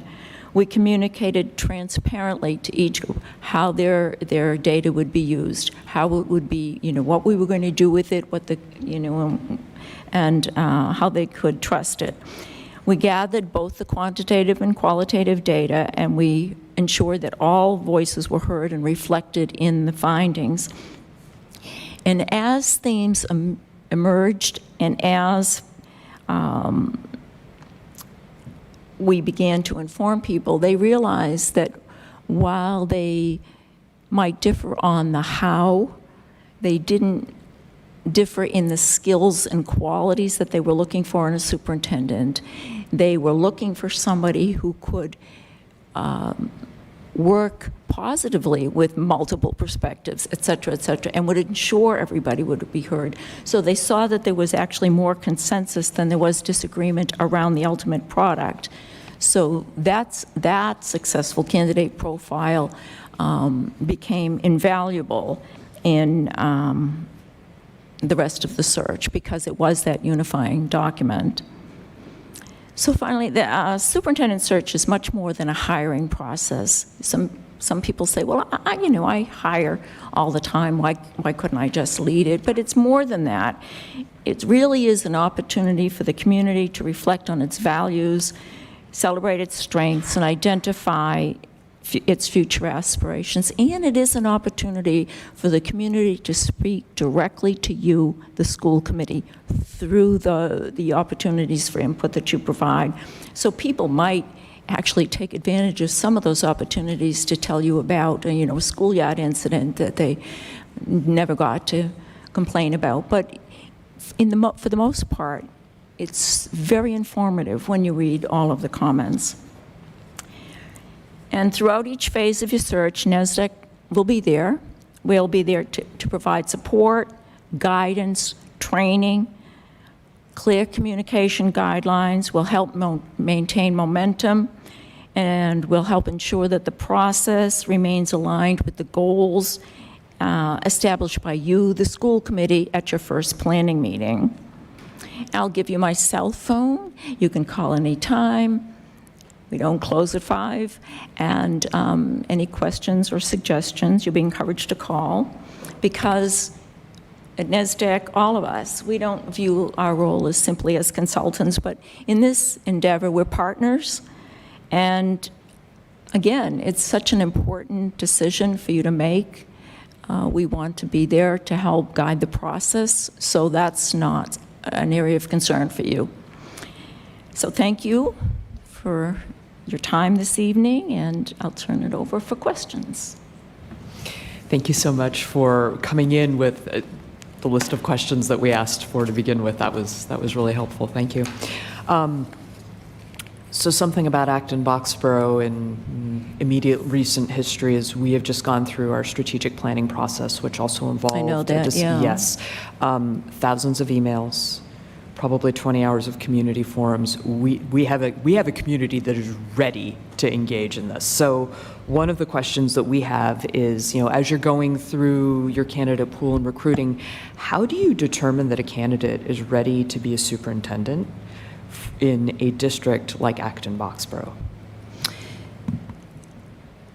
Well, first, we know the district. In a regional district, we'd be looking for somebody who had experience dealing with multiple communities, or if not a superintendent of a regional district, in a position where they would have had that experience and would be able to demonstrate how their skills would be appropriate.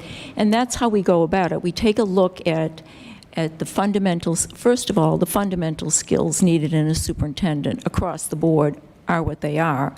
But then in Acton-Boxborough, you will need a particular set of skills for your particular situation, and that's what we would go about learning from you in the first planning meeting, so that when we put out the advertisement, it reflects, what you're looking for as the school committee at this point, and then we would refine it and look for more targeted as we learn, as we bring in more community voices. Thank you. Who else has questions? Andrew. Thank you. Thanks for putting this together, for going through everything. You recognize there's a particular set of skills, as you say, that superintendents need. Your process seems to be create an introduction or invitation to apply letter, get it out to your network, and then place on specific websites that are tied to this arena.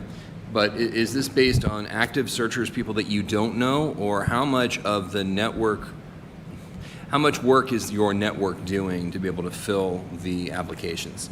It seems like a lot of what you were talking about in here these are known quantities to your group that you're reaching out to. And I'm just curious We're about in how you go every about outreach. superintendent's organization in every state, every university or higher education that has an administrative program. We are in, we send out to all assistant superintendents, et cetera. So we do a broad, I'm not sure that I heard you all what you said, but we do a broad base. But we also, as I said, have the superintendents in New England who know candidates, and we'll do specific searches. And we have people that we know across the country. I mean, you'll get applications Some will make you smile, from a second grade teacher in the Philippines, perhaps. But we do have reach, and we will, if someone feels that a sitting superintendent or a sitting administrator calls us and says, you know, this person over here would be excellent, we'll call them. So we do both targeted and broad brush. And I'm sorry, I'm not always sure I'm getting the questions. That's all right, you did wonderfully. Thank you.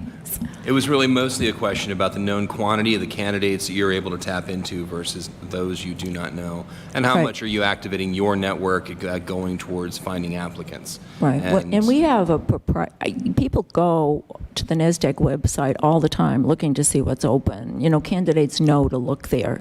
Candidates across the country know to look there. And as soon as we put out your letter, we'll start to get calls, and people want to discuss the community with me or with the director. Glenn. Thank you for this. And so one thing that there are different things you can prioritize when screening candidates. You can be like, well, Acton-Boxborough is regional, perhaps a candidate that's been part of a regional for like 10 years or so. What I'm interested in is, how do you identify candidates that could potentially be an excellent fit, but just haven't been directly a superintendent before? Like, what are those traits that you look for besides just, well, they've done it before?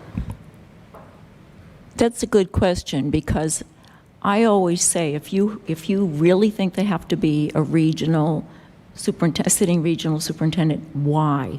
What are you looking for? You're looking for experience here and there and there. I would say in your announcement letter, you don't want to cast too narrow a net. You want to do a broad net, but to know and say something to the, I'll be talking to you about that. Experience in these areas preferred. Preference given to candidates who, some candidates will self-select who you just wonder, but for the most part, candidates who say, yeah, oh, okay, I've led multiple districts. Yes, I can handle financial complexity. Yes, I understand that we will apply. And then the screening committee will have to take a look at all that application material and say, these 12 or so look really interesting, and let's talk with them and do an initial interview. We will say, you know, we did the search before when Peter was appointed, but we will say, you know, we know people who could be really good in this position, let's give them a call. It's a little bit difficult in a public recruitment because we're asking the candidate to put his or her name, put their name out there in the public, and they jeopardize their own position when they do that. And superintendent searches do that to people. So unless we thought they had that they were a really good match, we wouldn't, you know, push them too hard to apply. I'm sorry that we wouldn't, but we would try. Andy. Thank you for this. I think we're all keenly aware, no matter how long you've been on the school committee, on the focus on the community engagement. And so I noticed on the specs there are up to 4 focus groups, either virtual or in person. Right. And then I don't know if that's going to be enough for all of us. So when I looked through the costs and I saw that each one is an additional, you know, $425, whatever it is there a set criteria for your focus groups? Are there a set timing / duration? Is there a set format at the 5th one, the 6th one, the 7th one, or is it just kind of the timing we need, the format we need, et cetera? Right. We can talk about that at the planning group more extensively, but basically we have a couple of questions that we ask, you know, at all focus groups. They last an hour to an hour and a half, but people don't need to be glued to their seats, because we find that can be, they say, well, I don't have an hour and a half. They can be drop in and drop out, and we make sure that we post the data all around the room so that if they come in, they can scan, read the walls, and participate. They can be Zoom if you decide you want some to offer that some are Zoom and some are in person. And we say, take a look at the voices in your community and see if they're all have an opportunity to participate. You know, are you providing enough focus groups? And maybe 4 isn't enough. Some communities feel they want to push the participation toward the online survey. That's a choice too. But yeah, it's about 6 focus groups. I know NESDEC offers 4, but about 6. Because we'll come maybe to meet with the teachers after school, and we'll be available for a couple of hours. And so as they get dismissed, they can come and drop in there. We might go to an administrator's lunch or administrator's meeting when one is scheduled. You want maybe one for the parents, either before or after school, and then one in the evening, parent guardian. And you can decide yourself if you want to have a municipal one or you want to include that into the community. So we can talk about that, but that's part of the options available at design. You don't want at the end of the search for any group to say or for you to say, but we didn't really hear from so-and-so, or we didn't really have an opportunity to include this group. And you know the superintendent is going to be working with that group after the search. So you do want to make sure that you include. A lot of people do opt for to participate through the online survey, though. We're finding that's becoming more and more popular. We have to include the students, too. Oh, and the students. All right. Yes, she loves the student groups. Yeah. So honest. Yeah, they are. Lisa. I just wanted to inquire about how you keep your pools fresh, because I was just thinking about or wondering about the frequency with which some of the same candidates might reoccur if it didn't work out at a district or they didn't get selected, and so just thinking about that when examining the pools that you might. Right. Well, we don't have a stable of candidates. Every search is new and sent out. And we can't stop the frequent flyers, but hopefully you'll get enough targeted that you will find your 12 or so to interview in the screening committee. Sometimes people have been in, and it's not uncommon for people to have been in 4 or 5 searches, but if they have the skills to do X and they're a better match over here, like sometimes you'll have a community and there'll be a talented superintendent of a regional committee, and they might apply here and the district will say, well, we're not a region, we're very that's not a match for us. But we do get fresh applicants. We have traditionally gotten a new set that I have to then go in and we give you everyone who applies. We don't screen out. We don't, if they complete the application, screening committee sees it. Okay, thank you so much. Thank you. And maybe just to wrap up here, what sets NESDEC's approach apart from other firms that we might be interviewing? Or any other ones out there? What makes you different? I think, I'm sure they're all fine, really. You can't make a bad choice. I wouldn't say that. But we're very personally involved. We do have a strong New England network. We do have a strong reputation in the region and nationally. We do a good job. We do a really good job. If we are the firm selected, we'll work so closely with you that you can pick up the phone at any time and say, Carolyn, we wanted to maybe think about this, or this has come up, so you'll have that personal connection. Awesome. Thank you so much for coming. We really appreciate you taking the time to talk to us and answer all our questions. Thank you for having us. We appreciate it. And really, you can't go wrong, so good luck with whomever you choose. Thank you. Well, you did bring us Peter. We'll not hold it against you that he's escaping. Yes, well, don't forget that. Yes. Every time you make a decision. Yeah. Okay. Good night. Thank you.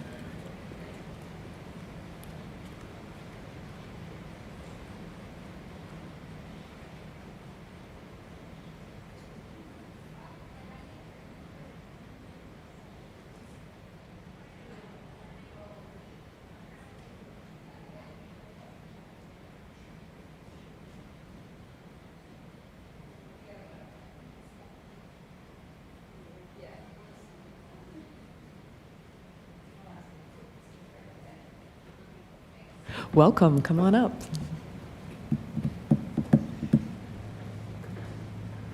Good evening. Hello. Should we do the handshake or just wave?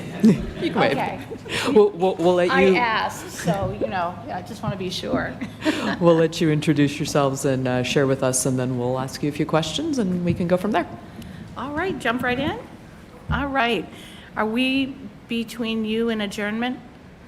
Okay, all right, so we'll be. Oh, it's a full agenda. You're at the fun end of it. Excellent. Well, we'll do a quick introduction. My name is Mary Flanders, and I lead the HR practice at the Collins Center for Public Management. I've been there 16 and a half years, which I can't believe. We do everything from executive recruitments, classification, compensation, organizational studies, you name it, HR, we do it. A lot more mentoring and coaching lately for people who've been promoted into jobs that may not have municipal experience. As you all can imagine, succession planning and, training from within. We're doing a lot more of that work lately. And love what I do. I've been doing this work 30 years. I quit my job as an HR director 23 years ago. My son's going to be 22. I couldn't afford daycare for 3 kids. And I was in Watertown for 9 years, in Barnstable before that, Wellesley for a short time, Mass DPW, and Little Brothers Friends of the Elderly, so all nonprofit and public sector. I was a union organizer for a little bit. That gives me a little bit of credibility with employees. I worked for AFSCME, organizing clerical workers in Illinois. I was going to be Norma Ray. I'm also dating myself by saying I was going to be Norma Ray. A UMass Amherst grad. So when I say UMass, that means Amherst. Don't tell my boss that it doesn't mean Boston. So I'll let Monica introduce herself, and then we can either give a quick overview or just answer questions. We know you've read what we've given you, so it's up to you. Go ahead. Can you hear from? I'm Monica Visco. I retired as an HR director in the Wellesley Public Schools 2 years ago this June. I'm not going to get into my background as deeply as Mary just did. Mary loves to talk. So I retired. I was in Wellesley. Prior to that, I was in Lexington, Neshoba Regional, the town of Framingham, started in Watertown. I'm sure I'm missing something along the way. But I've been working for the Collins Center doing a lot of these projects and a lot of the coaching projects. So I look forward to working with the entire team. Great. Was it a quick rundown of our proposal? Yes, Okay. please, quick overview, and then sure we can dive into questions. We don't want to bore you with, the writing. We presume you've all read it. So thank you for reading it and having us be invited in.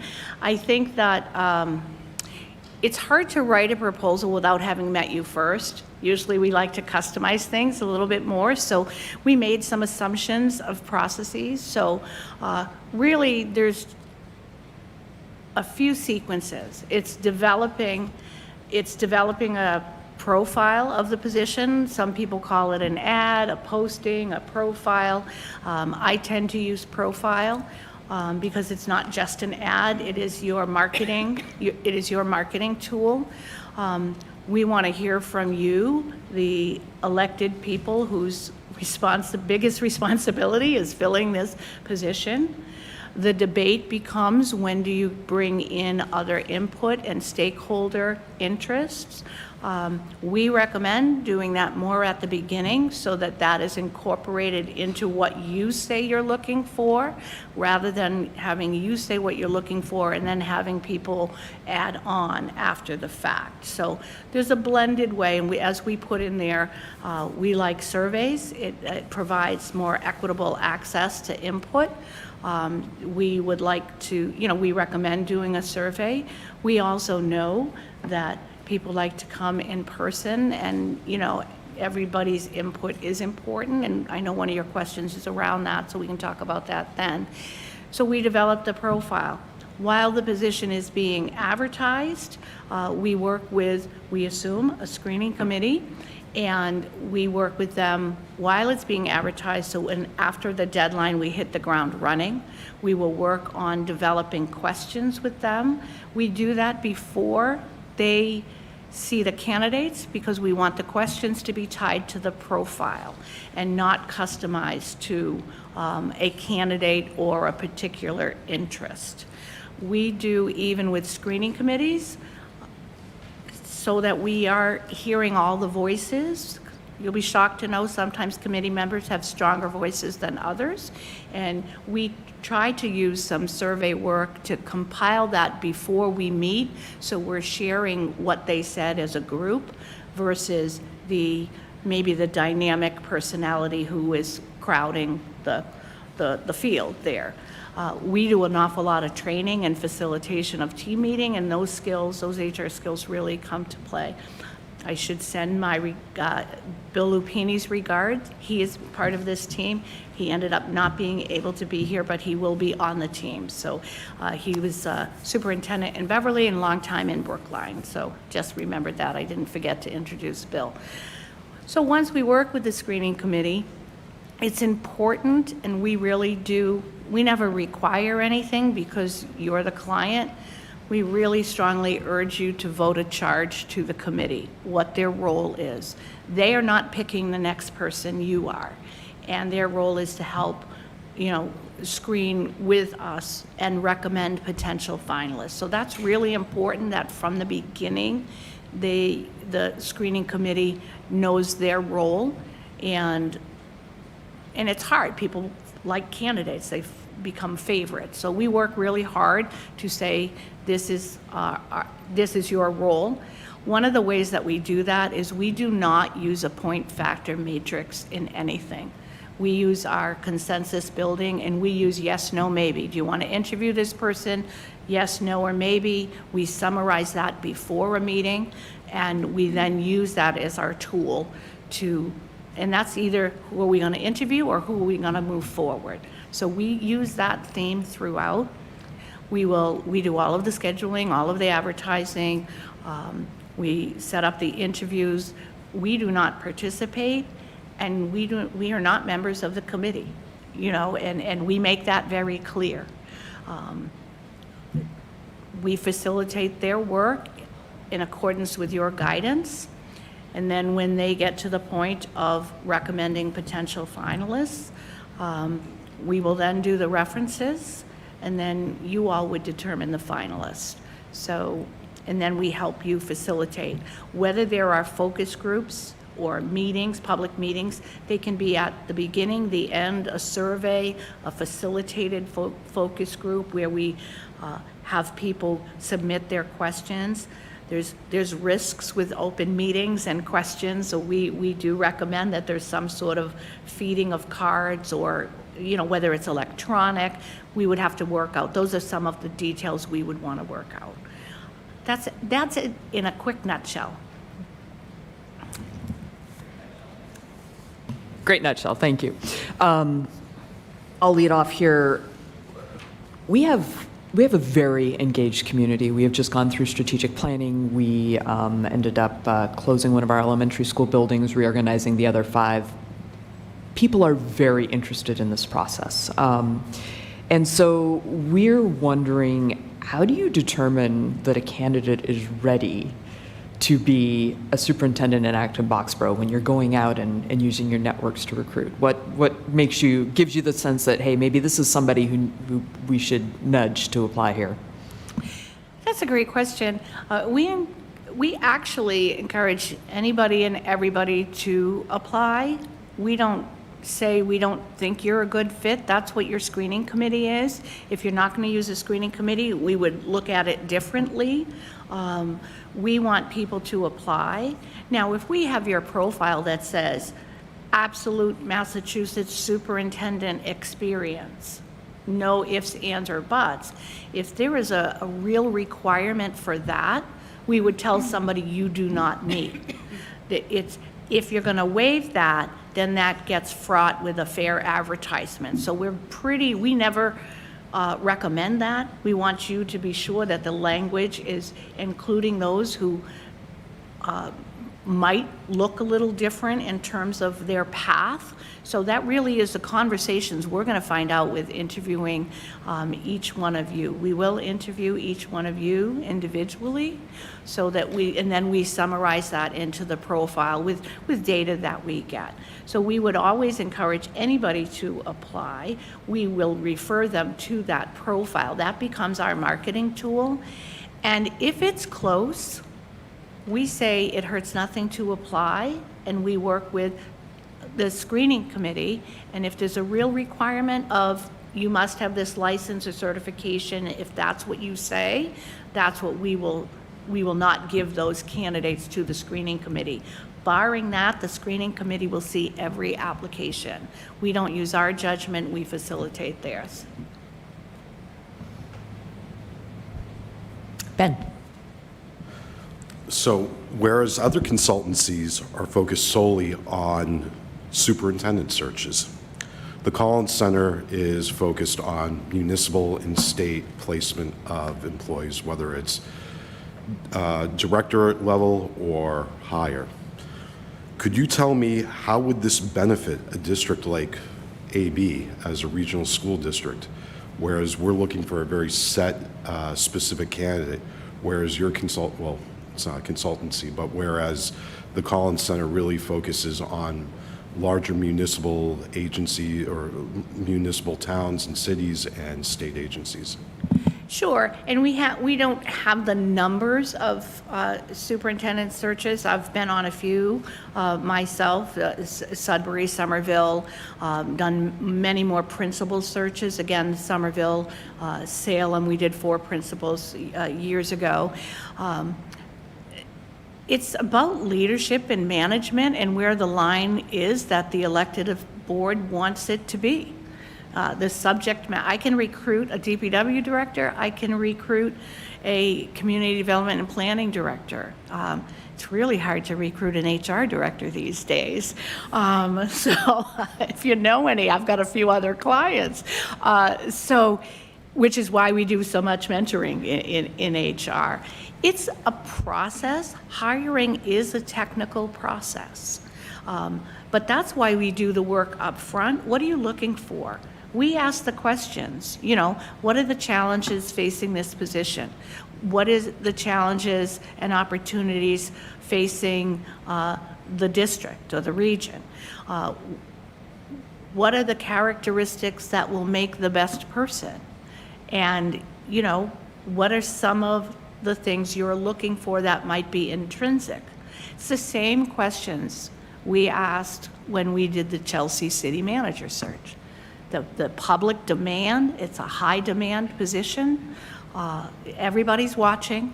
Everybody would talk active, active groups. We specialize in active constituencies. We also do a lot of government study and charter work if you need that on the side. So I don't think that it's really that different. It is the same process.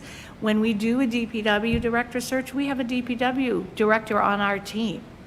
When we do a city manager, we have a manager on our team. When we do a superintendent, we have a superintendent on the team. But what we pride ourselves on is really that HR view, and certainly I don't love talking about, I'll talk about Monica, I don't love talking about myself. We are very cautious of equal employment laws, open meeting laws, not Googling people in social media searches because of bias. I'm certified, got a certification during COVID, because what else do you do but go back to school, from Cornell. We train an awful lot on fair employment and hiring processes, so it really comes in nicely, sometimes with a board, a screening committee who doesn't know municipal and hiring. Usually you're bringing people in who have a different interest. Sometimes there'll be an HR person or a recruiter in the group. So we bring that as well. Andy? I'm noticing in the proposal is a very strong commitment to engagement with the community and the school committee and others. I'm just curious about what does that timeline look like, right? Because we're, looking for something that in a certain time frame. So how long does that take? What is the general sense of that? No more than 2 years, no. It's typically, we back into it from the date. So if you said, we need somebody in January, we got to get moving. If you say it's for next July, we always back into how much notice does a sitting superintendent or deputy have to give. So we would back in. So if you are saying, we want a July start date, somebody wants to take a little vacation, give a month, or the tricky part is, do they want to start in September because they want to finish out the year? All of those things. So when we think of, and it will depend on when you want to do the public input, and if you want to have public input on both sides of the candidates.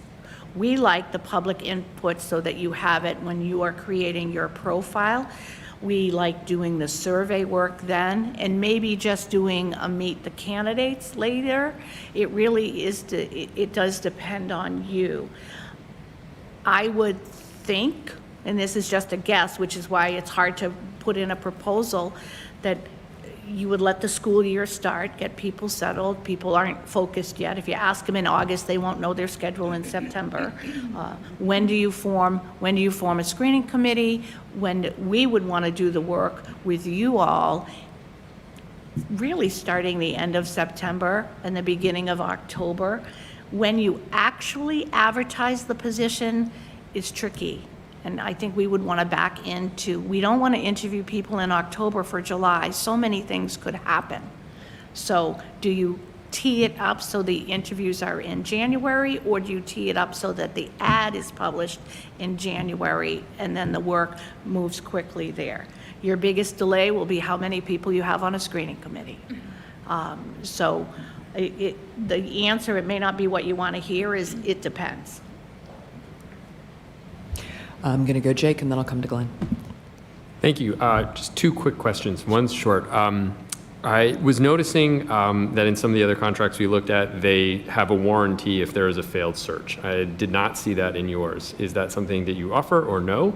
And second, just wondering how the team works with, having both Bill, who's not here, and Monica and you. What's the team dynamic like, and what are the roles that you play when you're actually conducting and bringing in the search? Sure. Since you're coming from a sort of broader than just superintendent background. Thank you. It's great to have a decent-sized team because we can cover any and all the meetings. We can interchange with doing the focus groups. We also have another team member, Lindsay, who handles all the resume collection and doing the data. I tend to be the liaison to whomever the liaison is for the district and the committee, so that we have one voice communicating. So we manage, we meet regularly. Email and technology is a great thing. Where are we? What is the deadline? For example, in a recent search, it was, working on the questions. I wasn't available, Monica and Bill did that. It's rare that it's only one of us, so it's usually two of us, because we bring different things to the table in different lenses. As I said, we wouldn't do a DPW search without a DPW director, so having a superintendent really, especially when you've got an engaged constituency, they want to see, do they know what we're talking about? So there's that part of it. So that's how we work as a team. And the first part, I lost the question. Oh, the warranty. Well, that never happens. So, a failed search, we don't call it a failed search. We call it, do we need to extend it? If there is new costs like advertisements or background checks, to extend a search, we just do it. It's part of the, if somebody doesn't work out in 6 months, we can refine the contract if that's important. I wouldn't want to answer that on a dime. We have done it, We have done it if they, but what we like to say is, you're the appointing authority, and we're not recommending who to hire. We can say, we've done things like, we don't feel you have enough good candidates, let's extend the deadline. So that's where I don't count that a failure, I count that a success of doing the right thing. The worst thing you can do is hire the best candidate from a mediocre pool. And your towns, your region deserves the best. So we'd rather have you, and we wouldn't call it a failure, we stick with you. And language can be arranged on that. Glenn. Thank you for this. So, besides this community and this school district being very civically engaged, what can you tell us about what makes Acton-Boxborough unique, and considering what we've gone through this past year, and with the restructuring process, managing conflict, disagreement among the civically engaged community, what can you tell us would be 2 or 3 good traits in leadership qualities in the candidate pool of a superintendent that you would be looking for, or suggesting that we would look for? So your question is about what traits we would suggest focus on. We would tease that out from you, but off the top of my head, what I'm hearing is what's wonderful about the district also is everything. It is the diversity. It is your model of the school campuses. It is the choice issues. It is there's so many wonderful things about this district. So that's easy to sell. In terms of the traits, which is a really important thing for you all to hone in on, and I wouldn't want to answer for you, but off the top of my head, even some of the things you said right there is who's going to market and project and help this group be transparent and forward-facing in the communities. It's not one community, it's communities. I also think you brought up one of our favorite HR words is conflict resolution, and that doesn't mean people are fighting. Conflict can cause something good to come out of it. So I think mediation skills, diplomacy is one we use all the time, because this is your diplomat and that connection to the parents, to the students, to the families who don't want to talk to you, but need to. You look at the leadership team you have really great positions to be those tentacles. And this is a person who can be a conductor of all of the instruments that you have.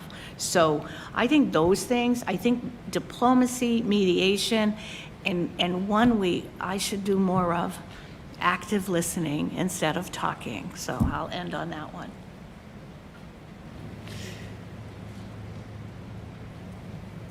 All right, maybe I will close this out with, what do you think makes your approach unique or your firm special compared to everybody else out there?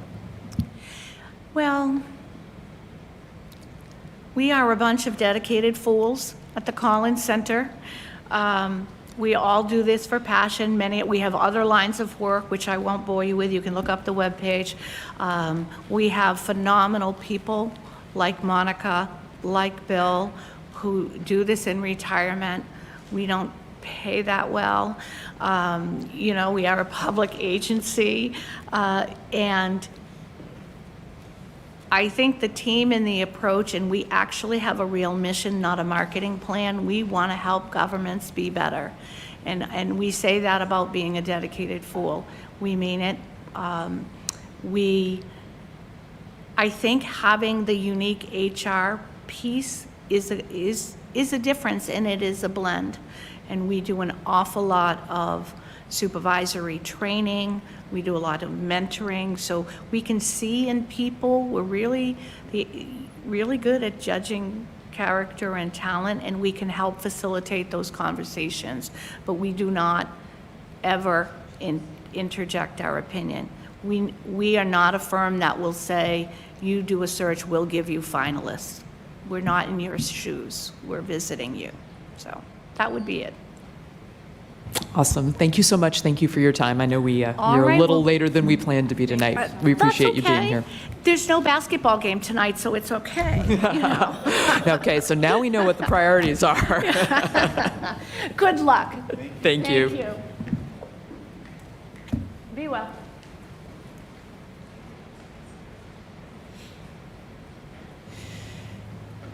All right, team. So now for the fun part. We get to have a conversation about what we want to do here. I would propose that maybe we just work our way around the table, and if you're not ready to share a few thoughts, you can wave it off and we'll circle back, but maybe we just get some initial opinions out there and then see where we go. That sound okay?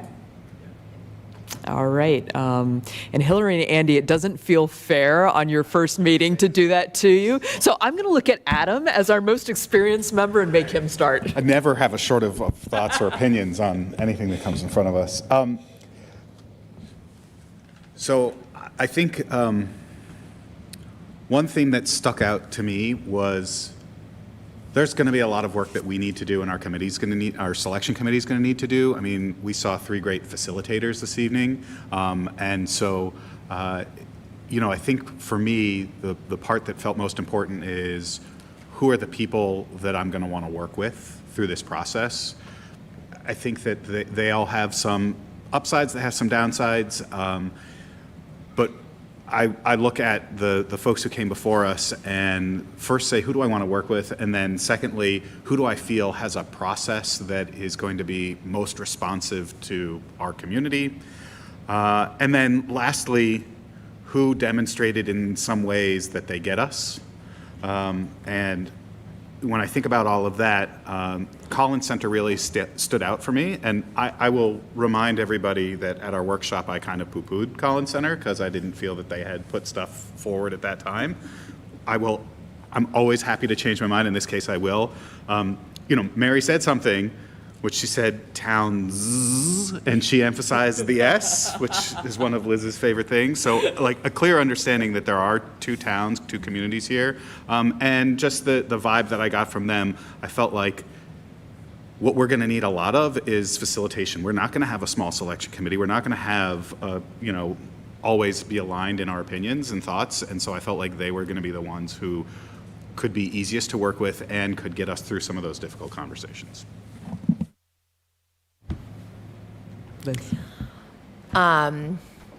I was actually a little bit surprised. I did not want to like the Collins Center. Even in the screening committee, I was the one that's like, oh, well, we don't put them forward, right? And I think it was Dennis and Andrew Shen. They were like, well, maybe. And I really do. And I'm a little bit torn, especially I didn't want the Collins Center because of the higher price tag and how sensitive our communities are to price. And then when I do think about it, having 2 people for the increased amount, and one thing that I do like about the Collins Center is that they have experience in other types of searches, which I think could lend benefit. That being said, one reason that I am torn, and I did very much like Carolyn as well. I think that she would be easy to work with us. I think that she kind of gets us. I got sort of a good vibe for her, even though she's a little bit more soft-spoken. But I did notice that, NESDEC does have a lot more experience with regions. When I was looking at the superintendent searches that Collins had, it was more town-based and less region-based, even though I know that, I think that Mary would do an excellent job. I think that this team could really work well for us, but that's where I'm at, is I'm kind of between those 2. Glenn? So, sort of just high altitude, big picture first impressions. Collins is the one that I felt like they get us, or at least like if we had to deal, if we had an audience of like several dozen parents at least that are filled with passion and very engaged, and like some of them are like ready to hold signs and this and that, I feel like Collins would be able to help steer that ship without it devolving into chaos in a more skilled way than perhaps NESDEC could. NESDEC, I got this sort of more sense of just like this, like this institutional backing. We're the top of the top, like, but I'm not sure that's what the moment is calling for right now. I feel like Collins, between having, if you know what it goes into working with a town manager and a DPW, you know what we're dealing with when we're encountering different constituencies like seniors and our select boards about the cost pressures they're facing. Like, I think that's a benefit, because if NESDEC is all like, we just do superintendents, that's good. NESDEC would serve us well. They found Peter, for Christ's sake. But what I think Collins is more, well, warmer. That's also another thing that I noticed. The fact that I feel like they'd be the easiest to work with. I like that they have experience with other, with town administrators, DPW things, other municipalities. Brookline and Wellesley were school districts that those are excellent school districts. They know what goes into an excellent school district. They even have some like experience with navigating union stuff. Like, I feel like between all that interdisciplinary cross-pollination, like, I feel like Collins is what I'm leaning towards. I encourage my colleagues to be candid here. Jake? I'm very worried about groupthink, and like Adam, I'm open to changing my mind about the Collins Center, but I do think that both MASC and the Collins Center seem to offer the most likely options of a full service kind of continuum. I felt there are things in the NESDEC proposal where it felt like they might actually be a little more hands-off than we want, particularly in the middle and around the interview and screening process. So I am leaning primarily towards Collins with MASC as a backup. I also would put on the table that MASC offer all the things that we might actually want out of MASC we get without paying for. Andy?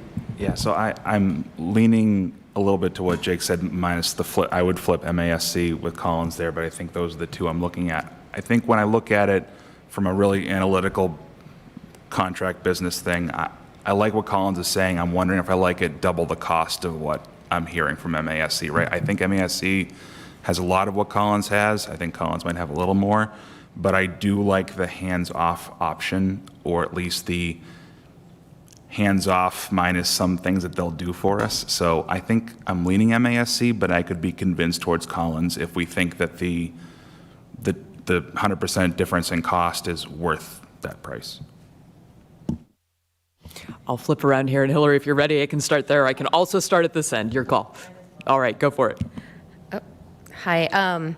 So I guess my first impression was I liked the MASC because they're Massachusetts focused, and they have a board of school committee members and superintendents. But hearing what folks are saying about the Collins Center, like Glenn, at first I thought it was a negative that, they're focused more on like town administrative stuff. But Glenn's point where actually maybe that could help us with some other, community or folks in our community, that might be a positive. I did like their superintendent profile report from Malden. I thought that was very comprehensive, and I like how it's laid out.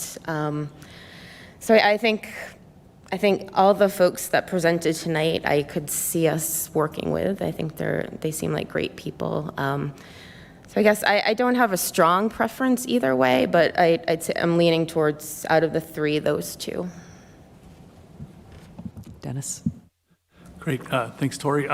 So again, I looked at all of those, like Adam did, who's going to be the one that we want to work with the most, who's going to help with the facilitation. We have a very engaged community, I think would be the way to say it, and which of those are ready to meet that challenge.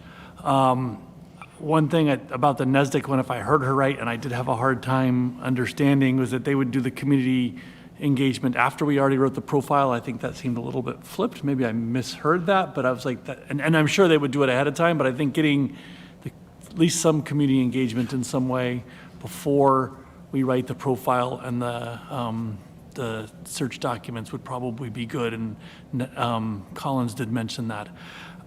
I think the two that settled for me were the MASC and the Collins. I'd probably lean slightly towards Collins, although I could go either way because of the engagement of a superintendent. They have a past superintendent from Brookline, which is another district similar to ours, highly engaged population, that might be beneficial to have that on the team, and again, having multiple people to help facilitate that.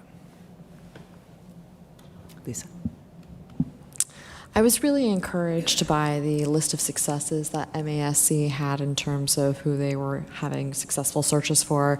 Heard through the grapevine that Littleton is very excited about their new superintendent, and I know that MASC helped them find that, so for me that was really encouraging.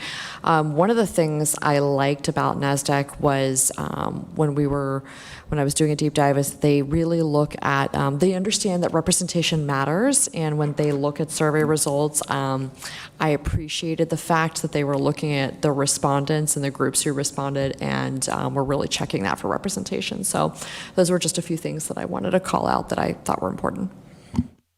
Andrew? This process is mostly commoditized. Every organization that's in this business kind of does things the same way. It's how people find jobs. It's how candidates are vetted for those jobs. I don't like the cost of Collins. I didn't necessarily like the approach of NESDEC. But between the two, like my namesake, I think in MASC and as a second Collins. But I want to point out that the cost of this is important. We're at a point where we're trying to tighten every budget we have, to tighten every moment we have. And this is a fabulous opportunity for you, Peter. It's an additional expense on top of everything else. We need to be as aware of that burden as everything else. And I get back to the beginning of what I said. The application process is commoditized. There's a limited number of people with particular skills that can do this. If they're looking, they know where to look. If we are putting this out there, all three of these groups know where and how to get that information out. How we work with them is going to be based on how we choose to tell them to work with us. And I think it's going to be as important for us to really understand what we want to get out of this, like Adam said, the work we choose to do on our own as anything else. We'll get roughly the same from any of these. There's no magic candidate hiding inside just one. Ben? There's really not much to say after all my colleagues have chimed in. I will say this, one of the things that does concern me about the Collins Center is, are they too overstretched by being so, overstretched between superintendents, town managers, DPW directors, principals? To me, either NESDEC or MASC, focusing on specifically superintendents, whether it's regional districts or just singular districts, is so important in this process. We have an obligation to our constituents to get this right. And to me, focusing on either of those two, good consultancies, we can't go wrong. As much as I do like the Collins Center, and I've had experience with them through various, not opportunities, but through various opportunities to work with them, they're a great organization through UMass Boston, and yes, I did say Boston, but I do believe that if we are going to be successful, we need to be focusing on a consultancy that truly focuses on superintendent searches, not, a pick and choose what you need type of adventure. Excuse me. Well, this is going to be fun. Okay, so I'll just summarize a couple of my other notes. Things I noticed that were different between kind of the three. MASC offers one of its phases is at the end, kind of like an integration workshop with the school committee and the superintendent. That is something that is under their free category, included with our membership. NESDEC does something similar. Collins does not. Something Collins does differently in their engagement is that they're involved in finalist forums. So they were talking about not just the focus groups of getting input, but on the other end, when we have site visits, they're involved in that. It's not that we couldn't do that. I think at this point in time, we're pretty experienced at hosting focus groups or forums, but just knowing that they could be part of that, so that was interesting. MASC, they attend all of the interviews and screenings, and that is something the other two explicitly do not, so that's a difference there. NESDEC, they didn't talk about this, but they do an agreement in principle with all finalists, so kind of like not the full end contract, but like they've already gotten a preview of the contract, basically, and all the rest of them, nobody else does that, and I think Collins was actually explicit about not doing that. Collins is different on how it describes its reference checks. They use the quote, extremely thorough, and while we could certainly do additional ones, they saw that as their primary focus, and it sounded like that was something that they took pride in compared to the others that said, we would do some and we would help you do yours as well. So there would be more onus on us there. I would say just from rapport and who it seemed like we clicked with quickly, I would say Collins, that became a more relaxed conversation pretty quickly. And the piece that interestingly, Ben, the part I think that you were like, this feels like you could do anything, you're not specializing in superintendents. The part I actually liked about that is there are some very strong strands of leadership that you need to have to fill any of those roles, and that's why I could see them doing that, especially if they have an experienced superintendent on their team. So I didn't necessarily see that as disqualifying. I would probably rank order them Collins, NESDEC, and then MASC. I'm not sure that MASC has the same networks that NESDEC and Collins have. That is just an impression more than any real knowledge on my part, though. Okay, so at this point, we probably ought to get somebody to throw a motion out there so that we know what we're debating about. Anyone? All right, Dennis is going to lead. Well, Go, Dennis. I just have one Oh, comment. you have a question? Okay, go. Well, a comment or question, and I'm doing math in public, so this is dangerous. People talked about the cost difference, right? It's about $10,000 out of a $100 million budget. My math is that's 0.01%. So it's a small difference if we think that they are the right one to get us the search. The cost of not getting this right is far more than that. To follow on that, another perspective is $20,000 is 10% of the superintendent's first year, less than 10% of the superintendent's first year salary. So again, I recognize the cost pressures, but I mean, we could also amortize that over, say, a 9-year tenure, and that cost is pretty low. With that, then, I guess I will find the right motion language here to make the motion. So I move to select Collins as the Collins Center as the search firm to conduct the superintendent search and authorize the chair to negotiate and execute a contract with the firm. Second. All right, so that was moved by Adam and seconded by Glenn. Further discussion? Andy? I would just point out for the math geeks among us is that one other way to look at that is 100% more that you would be spending on one than the other. But I understand your points. Liz?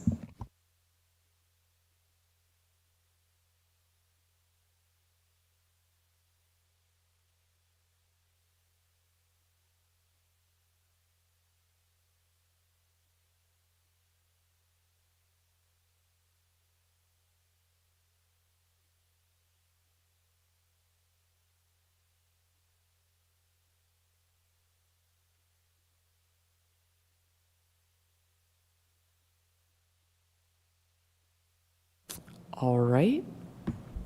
Jake. Just want to ask, is there anything else that we're missing other than the price difference?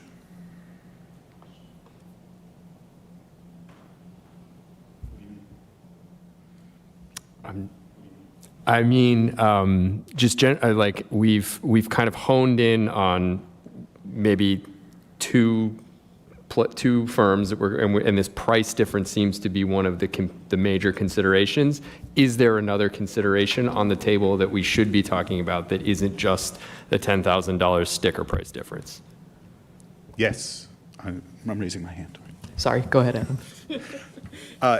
It's a good point, and I think it sort of responds to some of the feedback from the room, which was scale of the organization or the organization's ability to take on this work. Collins Center, if you go to their website, the number of associates they have is screens worth. So yes, they do a lot of stuff, but they have a much larger organization.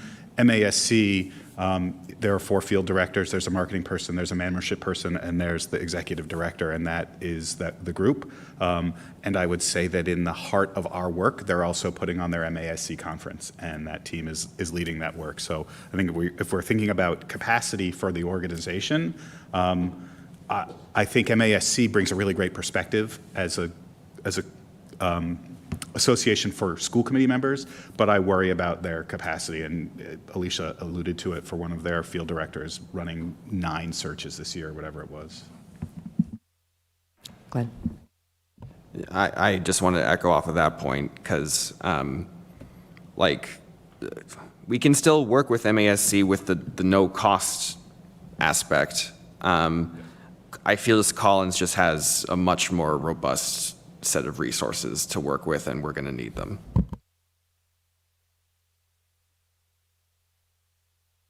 All right, it looks like we are ready to vote. All in favor? Aye. Any opposed? All right, so Ben and Andrew. Any abstentions? All right, so that motion passes, so we will move forward with Collins. Thank you. Okay, we are so far behind. Oh, love it. Okay, awesome. That gets us to ongoing business. So we are on to the second read of the high school handbook. We did our first read on May 22nd. There was no substantive feedback. I think we had some update the mission and the vision. That was pretty much it. This is something that we do annually in the spring, and this is the only school handbook that is actually reviewed at the school committee level, and that's a legal thing. The rest of our school handbooks, that's a superintendent thing. Yeah, so one of the big comments that came out of the committee last time was to update the mission, vision, values to reflect the current new version of that. That was done. There were no substantive policy changes that came out as commentary or questions from the last meeting. So what's being proposed is the same handbook with that one minor revision to mission, vision, values. I did not ask Joni to be here tonight because she has graduation tomorrow.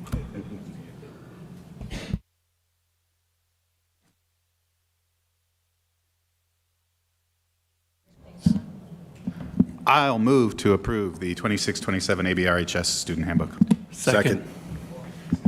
All right, moved by Adam, and I will give that to Dennis. We'll get Dennis on the board here, seconded by Dennis. All in favor? Aye. Any opposed? Any abstentions? Great, that passes unanimously. Thank you. All right, so that moves us down to the revisions for the enrollment and transportation policies and procedures. And so we looked at first read on May 7th, second on May 22nd, and we got some pretty substantive feedback from CPAC. And with that, I think I'll hand it to Andrew to thumbs up from Amanda. Thank you. So we're revisiting the draft revisions to transportation policy and procedures and enrollment policy and procedures. The primary feedback that we received at the last meeting came from CPAC via Amanda Bailey, which is much appreciated, and that feedback has been incorporated into the drafts that are before you. Amanda and I checked in ahead of the meeting, and I got the informal thumbs up, so then there's the more formal thumbs up. So I think that that piece of feedback was met with was satisfied with the draft before you, and beyond that, there was no additional feedback that was received between last meeting and this meeting. So if there is a comfort, then I would certainly encourage you to consider a vote to approve those policies. Just to clarify also, typically it's policies that are voted on by school committee. However, Peter made the point, which I think is a good one, that just given the gravity and the depth of the transition that we're facing with AB Forward, even if it's not sort of a formal one, but certainly voting on the procedures themselves, just to give kind of that school committee stamp of approval and review, I think probably would be appropriate. All right, any questions or comments? Adam. Yeah, I had a question earlier that I shared with the administration. There's a policy that we have, which is policy EEAAA, which is a policy around bus passes. And the policy states that given certain circumstances, families can apply for one-time or reoccurring bus passes for after-school childcare and what have you. And I was curious if our vote on these transportation policies affected that. And you know, the response from the administration was, no, there's still that opportunity, but you know, the caveats on that are always if there's room and there's a route that's served between that school and that final location. So I know we've gotten some public feedback around some of the challenges that may exist. There have been these opportunities for bus passes. There will continue to be, and it doesn't seem that our vote on this policy really affects that. So we still have a policy in place that does allow for bus passes, albeit they'll be more limited given the geographic constraints that we'll have now, but there are some options there. Hillary. I have a question about the transportation policy. So in it, it says students may be required to use centralized bus stops within a reasonable distance of their residence. What's the definition of reasonable distance?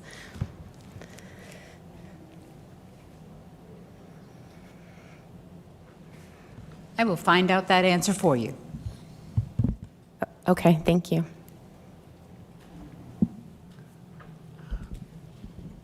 I think reasonable distance, I forget what the state law is offhand. I think quite honestly the state law is like a mile. It actually exceeds, a lot of regional districts actually use this to restrict transportation because they're required to provide transportation. But if the bus stop is placed further away than the school, then students by default end up having to walk. We don't do that here at AB, just to be really clear. I think reasonable distance in our community can be a little more complicated because it doesn't just consider a distance, it also considers whether there's a safe walking route to the bus stop. And so it's actually a combination of factors. I think typically our bus stops are usually within about a quarter mile of a student's house, which is pretty reasonable standard and significantly under state guideline. Okay, I just, the reason I'm asking, because I know there's a bus stop in Boxborough where some folks have to travel almost a mile, 0.9 of a mile to the bus stop, so that's why I'm asking. There are certainly some times, and I think one of the things I'm going to say, I remember it distinctly because it was the year before I got here, the school committee made a decision to stop going into cul-de-sacs for a variety of reasons. One, the time it took buses to try and go down a cul-de-sac turnaround, you know, oftentimes they actually couldn't turn around, so we had times they'd have to back up. That was causing a lot of cost experiences on buses, which meant more buses, more costs, things like that. So school committee made the decision to stop that, and that did increase, particularly for cul-de-sacs. There are times when students are walking further.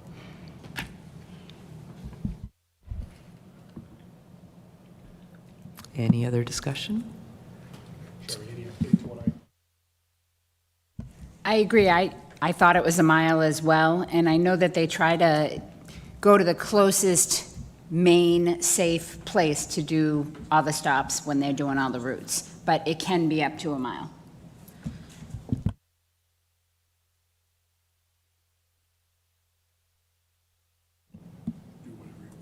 I'd like to make a motion that is a daisy chain of motions.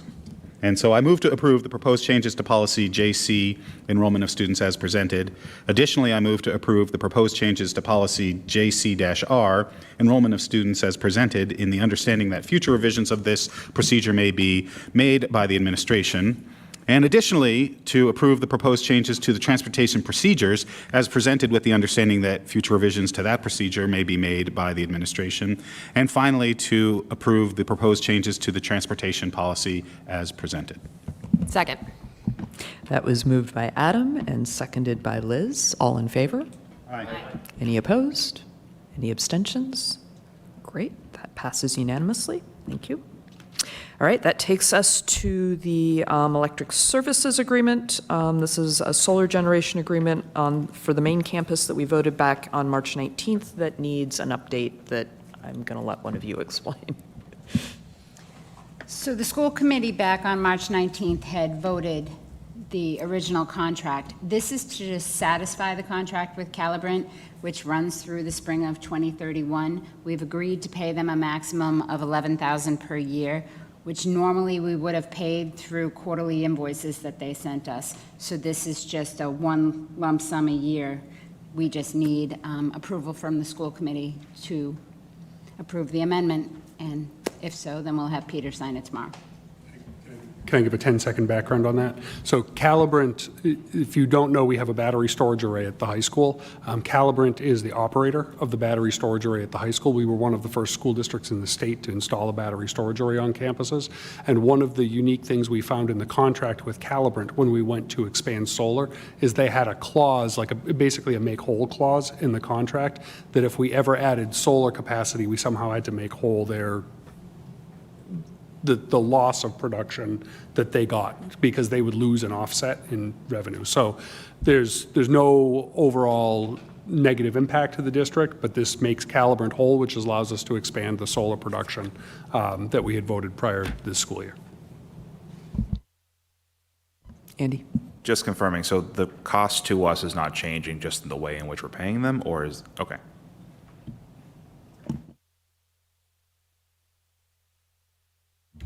Go, Adam.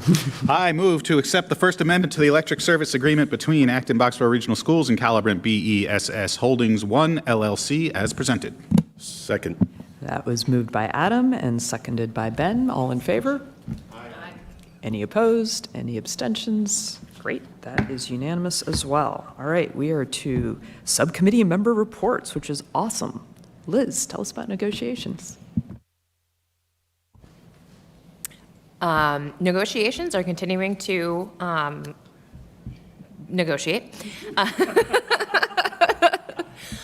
At our last meeting, we did invite the select board and finance committees of both towns to really try and increase the transparency and be able to understand both the perspective of our teachers as well as the challenges that the district is going through. We only have a few items that are left. Granted, they are sort of the more meat and potatoes of the contract, and we are hopeful that we will come to a resolution over the next time that we meet is Wednesday. Thank you. Any questions for Liz? Okay, next up is Common Thread. At your desk, you will see a list of voting members that have agreed to be a part of this. We are looking still for a couple of folks to join. We did get somebody, since this meeting started this evening, to volunteer from Blanchard.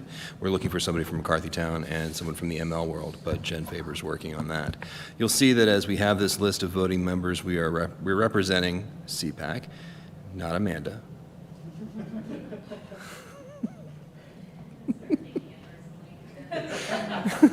We are thrilled to have Kristin involved with us. We've got folks from the Parker Damon building that will be the next version of that. Miriam as Legacy, McCarthytown we don't have yet. Douglas as Legacy, Conant as Legacy, Boardwalk going forward, and Blanchard to be determined. This is the list that you'd asked for, and we're very happy to present it to you.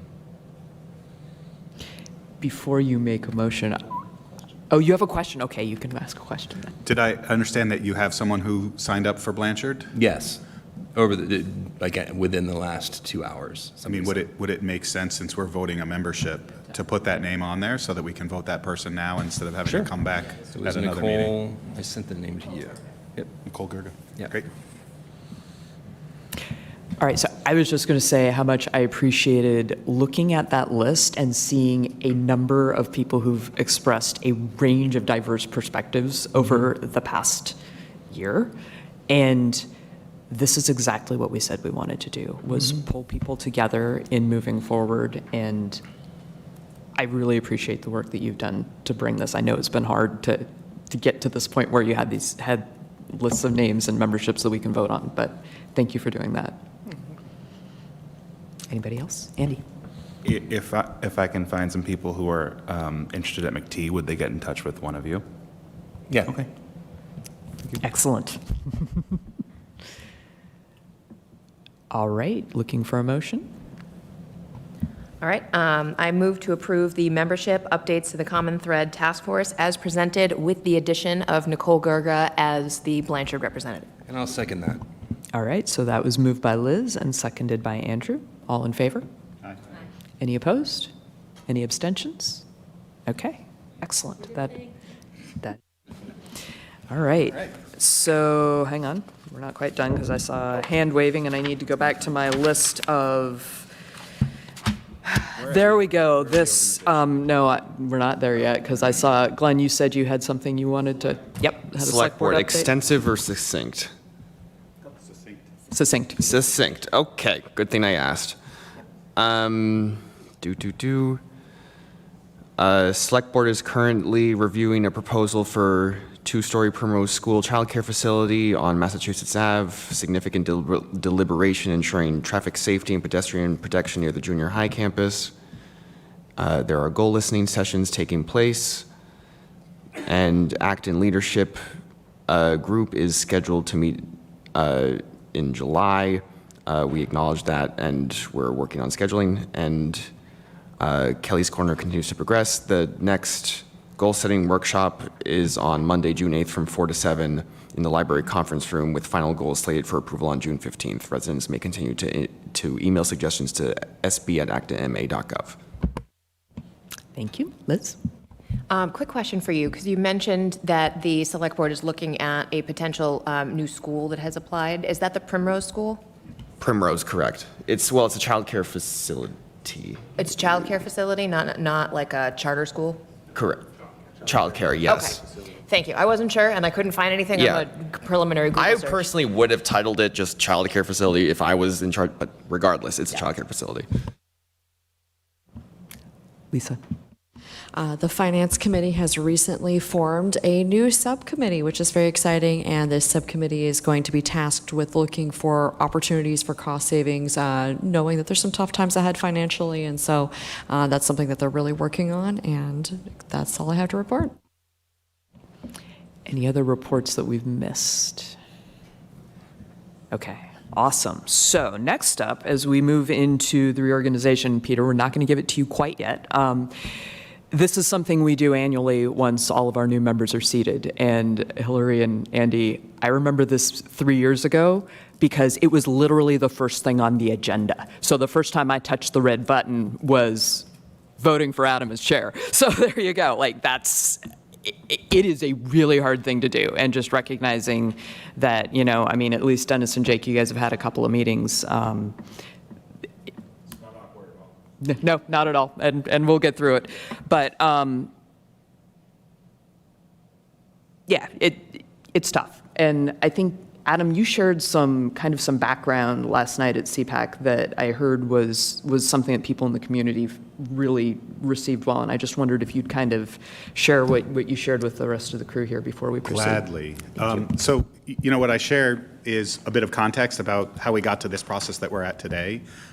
It used to be, and it's always been in our policy that as soon as the new committee is fully seated, we vote for our chairperson for the following year. And in the past, we would vote for that chair, and at the end of that vote, they would literally pick up their stuff and move into the chair's seat. So you can imagine being a new member and not only like making that vote, but then thinking that this person was going to run the rest of the meeting and someone else did, and maybe that person didn't know that they were going to run the rest of the meeting and had to sort of take that over. So the committee looked back somewhere around like 7 or 8 years ago and said we probably should make this a little less awkward. And so what we did was say, okay, we're going to when we seat the new members, we're going to vote for the leadership of the committee for the following year, and that leadership handover is going to take place as of August 1st, because that provides for a smoother transition. So we have this awkward moment where Peter gets to take over and be in charge of the committee and, gets to hold the gavel and all of that. And then we do the thing, and then we go back to sort of business as usual. Over the years, the part that still is uncomfortable, in particular for the Boxborough members, because we end up being seated later, is that at your first meeting, you're asked to vote on the popularity contest that is the chair position. And so, I've recognized that, and we actually, Tori and I had a conversation about it, and I was advocating for us to be able to push this back at least one meeting.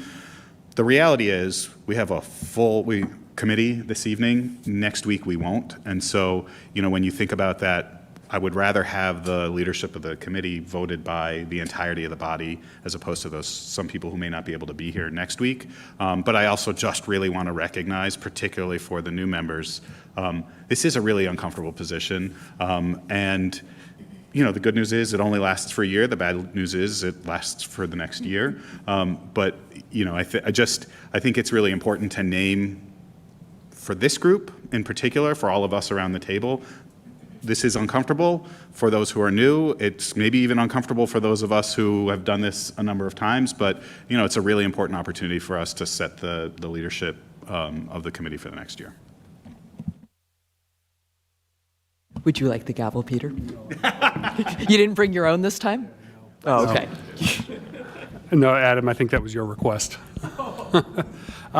So just before we get started with this, I'll just go through the procedures so everyone knows how this works. So the first thing that happens is I open the floor for nominations for chairperson for FY27. You can nominate another member or yourself, and there's no second needed. So it's just anyone who's nominated is on the floor. Once nominations for the position of chair appear to be done, I'll ask you to vote to close nominations.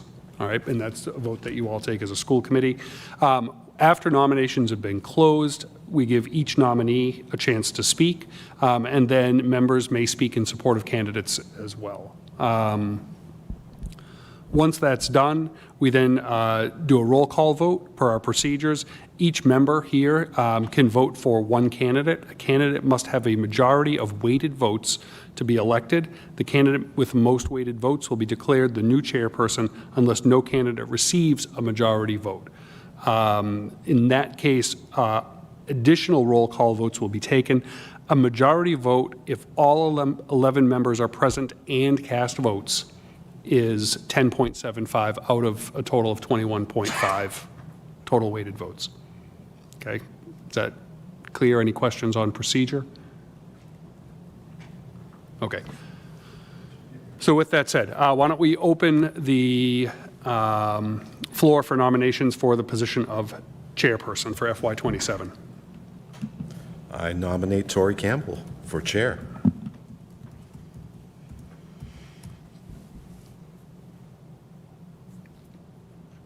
A little bit of pretext. I thought a lot about this vote. It's more than just running the meetings. It's what we need from the chair for the next year, and this coming year is going to be an important one for the district. We'll be overseeing all the implementation, all the major changes, and I think the most important qualities of a chair are the ability to listen to differing viewpoints, remain thoughtful and dispassionate during difficult discussions, and to hold strong convictions without making disagreements personal, to translate ideas into action.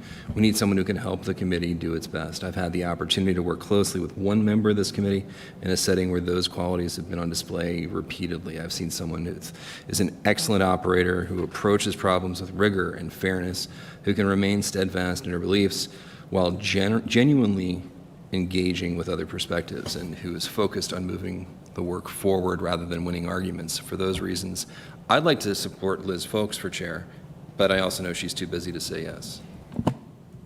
I just wanted to say nice things about her.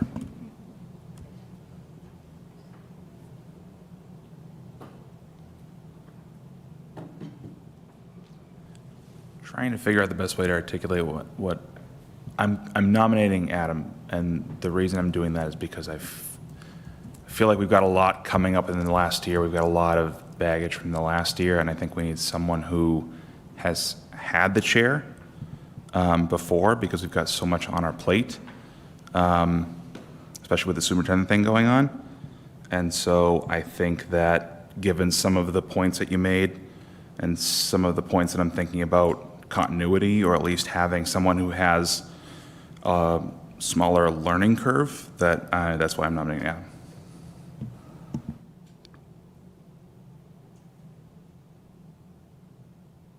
Lisa? I vote to end discussion. Can we? All right. So, okay, question? Just a point of order question. At what point do we accept or politely decline? After we close. Okay. After we once close. once Yeah. we close the floor. So I think Parliamentary inquiry. So this is just who are we nominating for chair? these are only nominations for Only chair. nominations, and then we close nominations, and then we discuss. Correct. Okay, that sounds great. Yeah. Okay, so there's a motion on the floor to close nominations. Is there a second? Second. Okay, so we have a motion and a second. Any discussion around that? Okay, all in favor? Aye. Any opposed? Any abstentions? All right, so the motion to close off nominations is unanimous, and we will go on to giving each candidate an opportunity to speak. So I'm just going to go in order of candidates that did that, and if you decide that you either do want to accept or don't want to accept, you can also share that at that point. All right, so Tori, you were nominated first. I feel like I've gone first an awful lot in speaking lately. So thank you, Ben, for the nomination. And thank you to the committee for the trust that you placed in me last year. As Andrew highlighted, a lot of what you see with the chair is what happens here in the room. Organizing the discussion, making sure that everybody has the information they need and that their questions get answered. Making sure that everybody's voice is heard, and making sure that we come to that point that we are ready to actually vote. And this year definitely tested that a lot. We had complicated, difficult, consequential decisions, and we didn't always agree. And that was important because we reflected the diversity of views across our community. And the perspectives that we all brought to the table strengthened the decision that we made. We couldn't wrap everything into the structural decision. I think we talked about that a lot. It was really hard to know that there was no answer that could do everything for everyone. But everything that we brought up that we couldn't address through the structural implementation or through the structure, we looked at how do we wrap that into the implementation? How do we keep all of those things in our minds and take care of them? And as we've done this, we've all gotten to experience what it means to be an individual on this committee and to bring those perspectives in, and then what it means to be a member of a decision-making body, and then to move forward together. And it hasn't been easy. But one thing I am incredibly proud of is that even though we have struggled through some of this, our disagreement has never prevented us from continuing to work together. Some of the people who challenged us the most now sit at this table, and that's awesome. Because again, bringing in these perspectives makes us make stronger decisions, and it helps take those perspectives back out to the community because we all bring different networks in. And it's also really exciting that so many of the people who raised their hand to run are still raising their hand for how can I be involved with this committee. I'm excited by that. I saw Diego walk in the door today. I was like, this is cool. So I believe we are in a much stronger place for as hard as this past year has been. And I think we are strengthening the connection to the community that we serve. And so I see three important opportunities that we have this year. And that first one is absolutely strengthening relationships. It's with our boards and our committees, it is with our community, and it is with each other.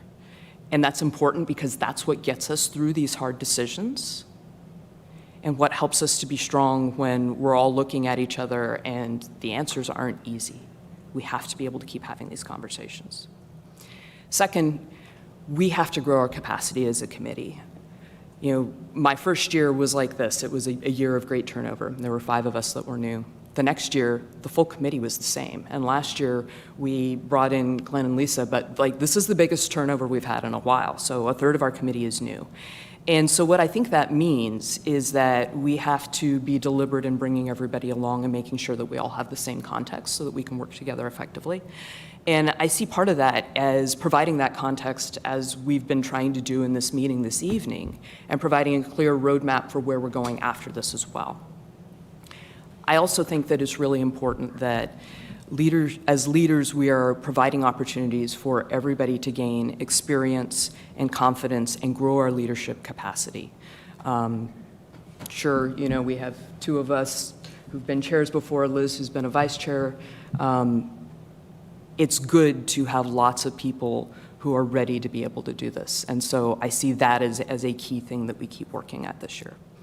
And then third, you know, as Andy mentioned, we are navigating some really significant transitions this year. It's not routine, it's not last year, it's different. We are keeping a close eye on AB Forward implementation. We are conducting a superintendent search and finding that right superintendent to be able to implement the strategic plan that we worked so hard to put together. And we probably have another challenging budget cycle, and I respect incredibly that we have 2 select board members that are sitting here with us through this meeting, and they're still here. You, my returning members, you have all been incredible partners through this year. There have been times that you picked up the phone and called me and said, keep your head up, you're doing good work, I know it's hard. There are times when I picked up the phone and called you and said the same thing. Adam, you have been the most incredible partner through this year. You bring tremendous experience to this committee. You have a sense for looking at big ideas and knowing how to make them real. And I have really valued having you as somebody who was right along there the entire time. We are going to be okay whatever decision we make tonight. Chairing this committee for me the learning piece, I think, has been that you get to speak less with your own voice. And you spend more time having to represent what the committee is thinking. And on the one hand, that can feel hard. There are times that there have been things I really wanted to say and I couldn't. But it's also really important because it's something that really speaks to my why. I love in leadership bringing together teams of people who see things differently and working through things and coming up with that shared path forward. That is just something that I'm passionate about. So for that reason, I would embrace the opportunity to do this again. I would value providing some continuity in the year ahead, and I would be honored to have your support. Thank you. Okay, Liz. I want to thank you for the nomination. This is actually a role that I have had my eye on for a while with my tenure.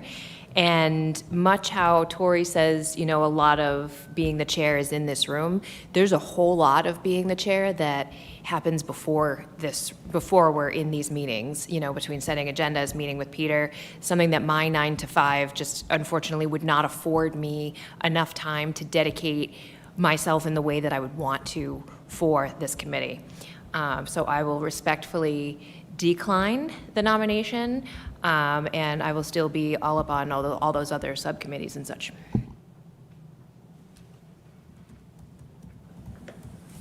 Okay, Adam. Thank you, Andy, for the nomination. You know, as I look over here, I can remember this time last year, and I said to Tori, I said, do you have something prepared? Because you're probably going to get nominated. And she was like, what? Do I need to prepare something? And this evening you were quite well prepared, and I looked over at myself this evening and said, I should have prepared something. But I have some thoughts. And, you know, I would say, first of all, the work of being the chair of the committee is something that I genuinely enjoy. And oftentimes people say, oh my gosh, are you still on school committee? And you're the chair? Are you crazy? But for some reason, I like it, and I keep coming back to do the work. And, you know, I think there's a lot of important work ahead of us. And I will be honest, I'm happy to serve wherever we need that work done in any capacity needed. And like Tori, I believe that we need a really strong bench of future leaders because we've got a lot of talented people on this committee now, and I think that particularly as chairs and vice chairs, we need to start to build that capacity amongst our team. We need to be able to sort of offload some of that work and be able to build that capacity in our committee moving forward. But yeah, I would be happy and would love to do the responsibilities of the chair again. And thank you for the nomination.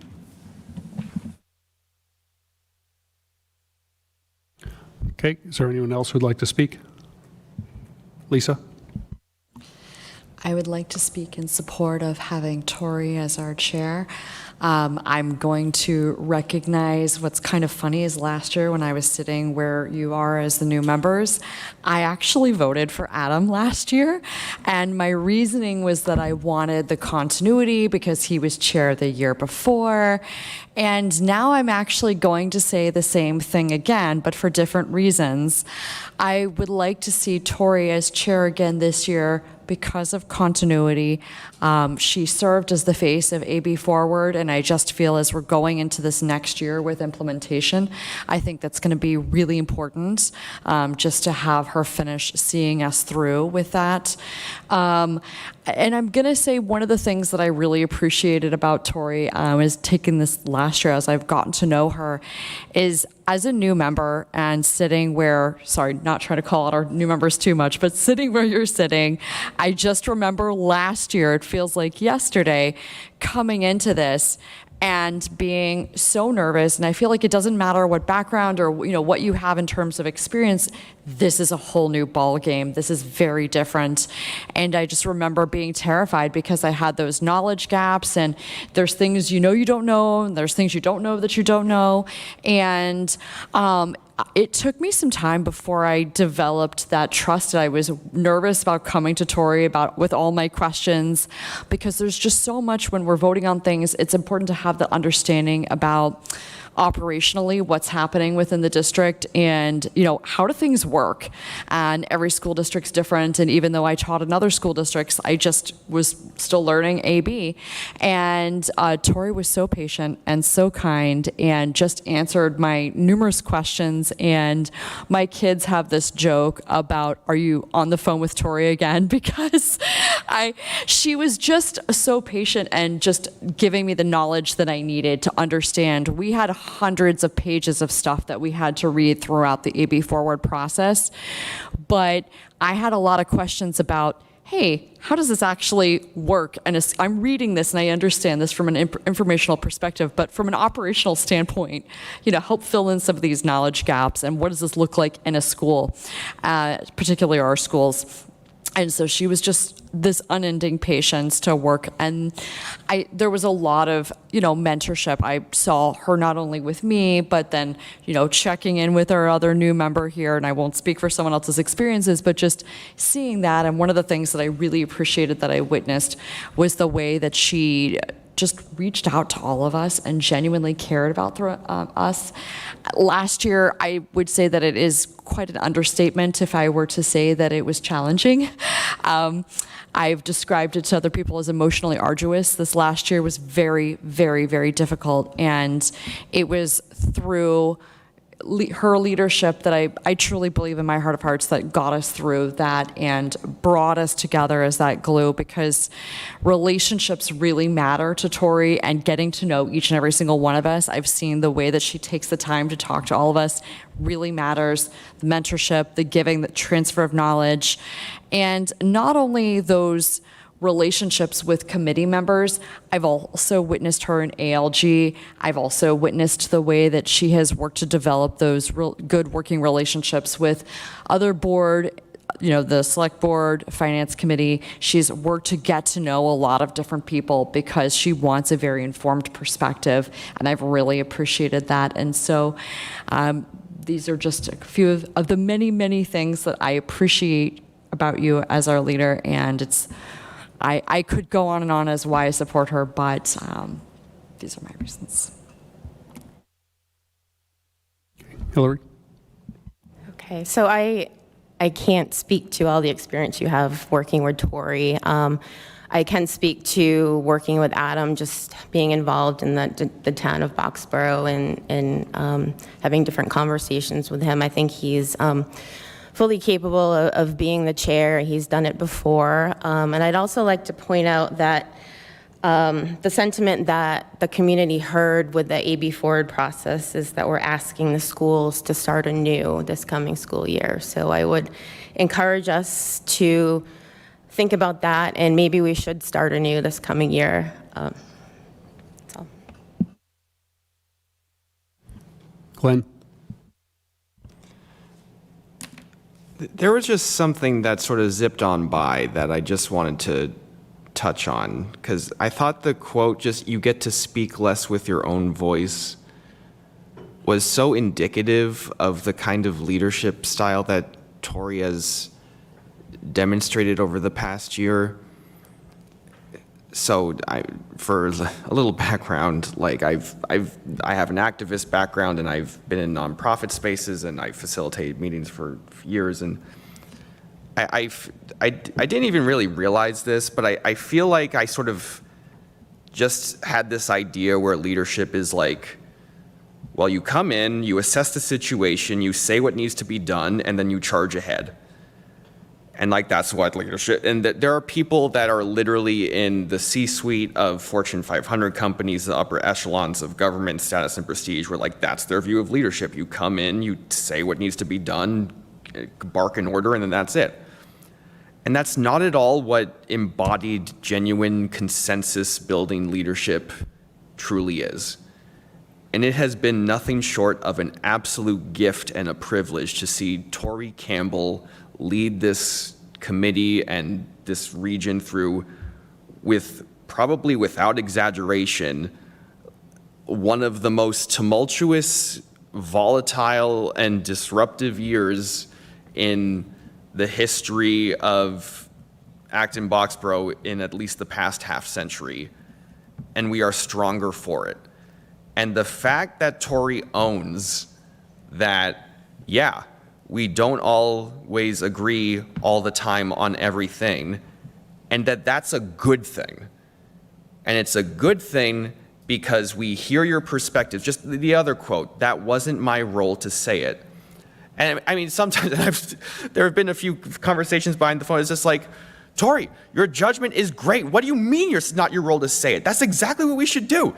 And it's like, that's not the role of a leader, is to be able to build consensus so that you're not telling people what to do, you're helping build the committee and the consensus in the entire town to be able to come together and discern those decisions as a team.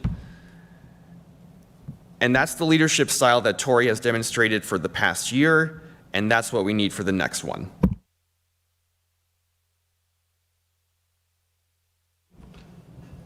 Dennis?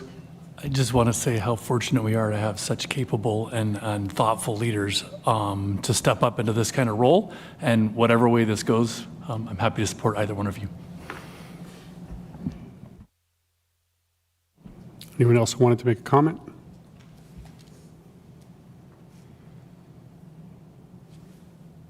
Okay, with that said, we will do a roll call vote. And if it's okay with you, just so I can track the votes, I'm going to go in alphabetical order by last name. That's all right. So Lisa, and so just the two candidates remaining are Tori and Adam. And just to be clear, an abstention actually reduces the total number of weighted votes as well. So if, Boxborough member abstains, it goes from 21.5 to 20.5 votes total, and if an Acton member abstains, it goes from 21.5 to 19 total votes. Clear? Okay. So Lisa? Tori.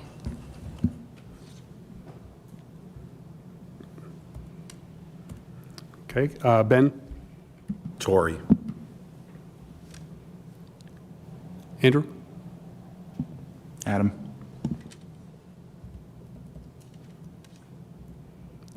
Dennis? Tori. Glenn? Tori. Tori? I think alphabetically I'm before Glenn. What's that? I'm questioning your ability. I'm questioning your literacy skills, Peter. Okay, go for it. Tori. At almost 10 o'clock at night, I'm sure you're correct. For a second, I thought Tori voted for me. Jake? Tori. We're going to just keep going right through this, if that's okay. Liz? Tori. Hillary? Adam. Adam? Did I mention this was awkward? But I'll vote for myself, Adam. Okay, and Andrew? Adam. Okay, so Tori wins the nomination on that. She has a majority of votes at 16 weighted votes. All right, so congratulations, Tori.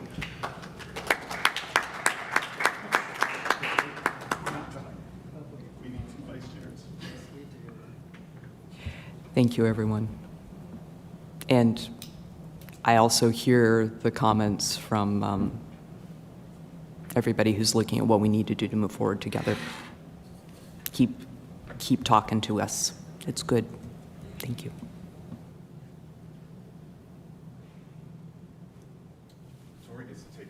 Yeah, that's what I was afraid of. Okay, so I do have to run this part, and I didn't prepare for this part. So let's see. According to my agenda, we are now doing the vice chair from Acton. Thank you, Peter. Great. I am opening the floor for nominations for the position of vice chair from Acton. You may nominate another person, another member yourself. A second is not needed, and once we've got those nominations. Yeah, great. Liz. I would like to nominate Lisa, and I could sit here and talk, but it's 10 p.m., so hearts.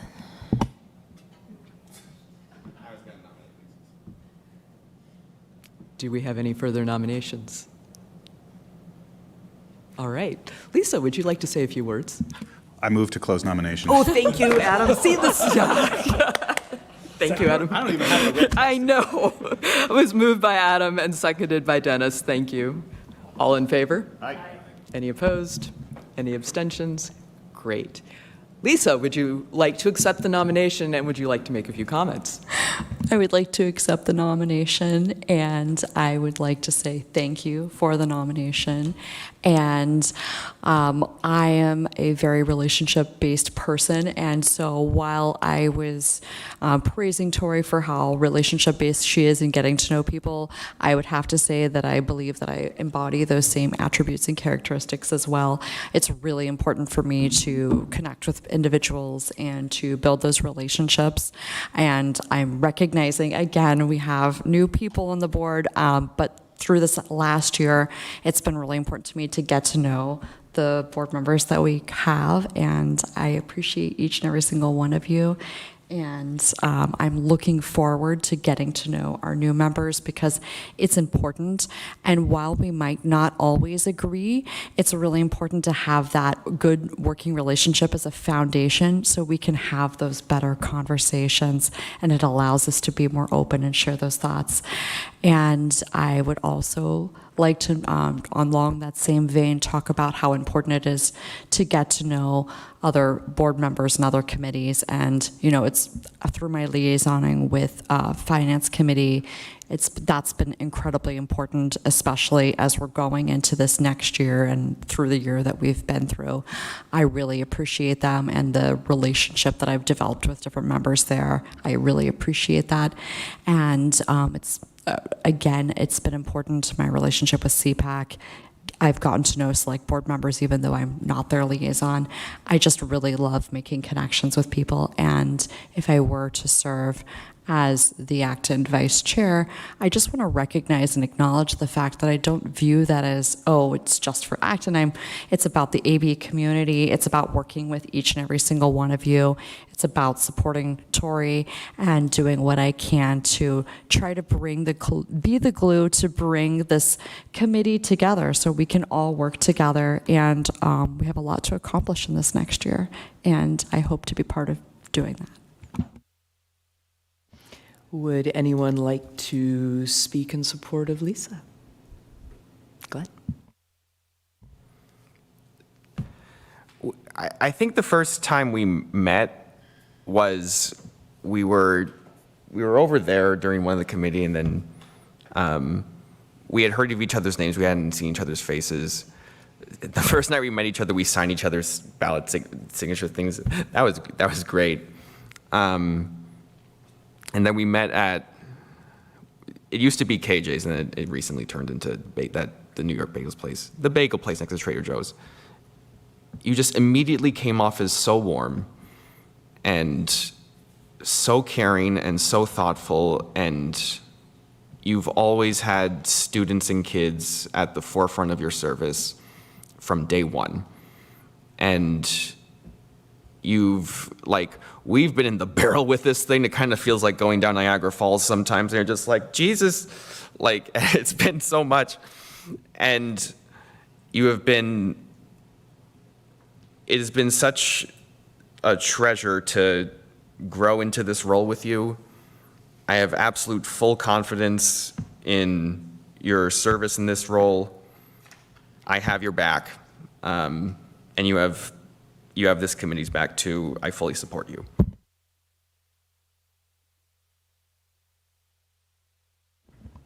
Lisa, you're going to do great. I think we better vote. Let's move this evening along. And I'm going to just go around the room because this one should not be hard. So you're either voting for Lisa or you're abstaining. I think those are your two options. Hillary. Lisa. Dennis. Lisa. Lisa. Also Lisa. Andrew. Ben. Lisa. Tori. Lisa. Adam. Lisa. Liz. Lisa. Lisa. Lisa. Enthusiastically, Lisa. All right, awesome. Thank you all. Okay, good.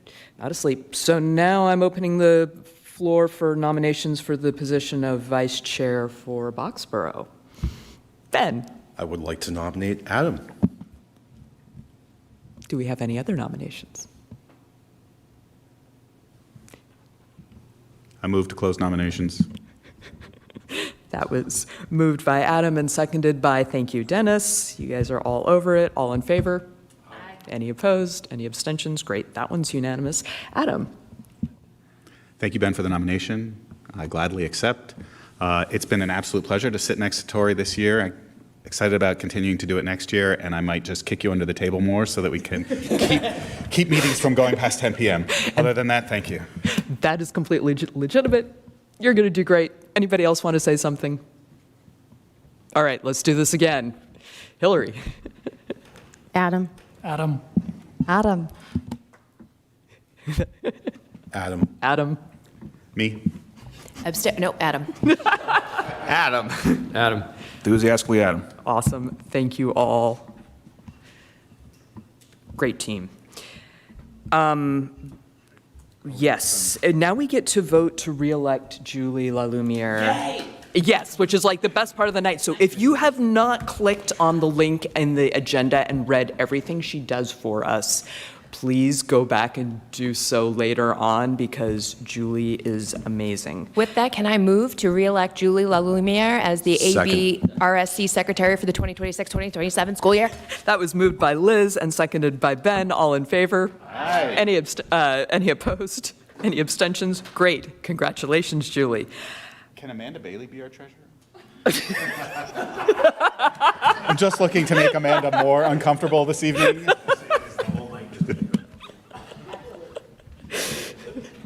So next up, we are on to electing our treasurer. I move to re-elect Stephanie Krantz as the district treasurer for the 2026-2027 school year. Second.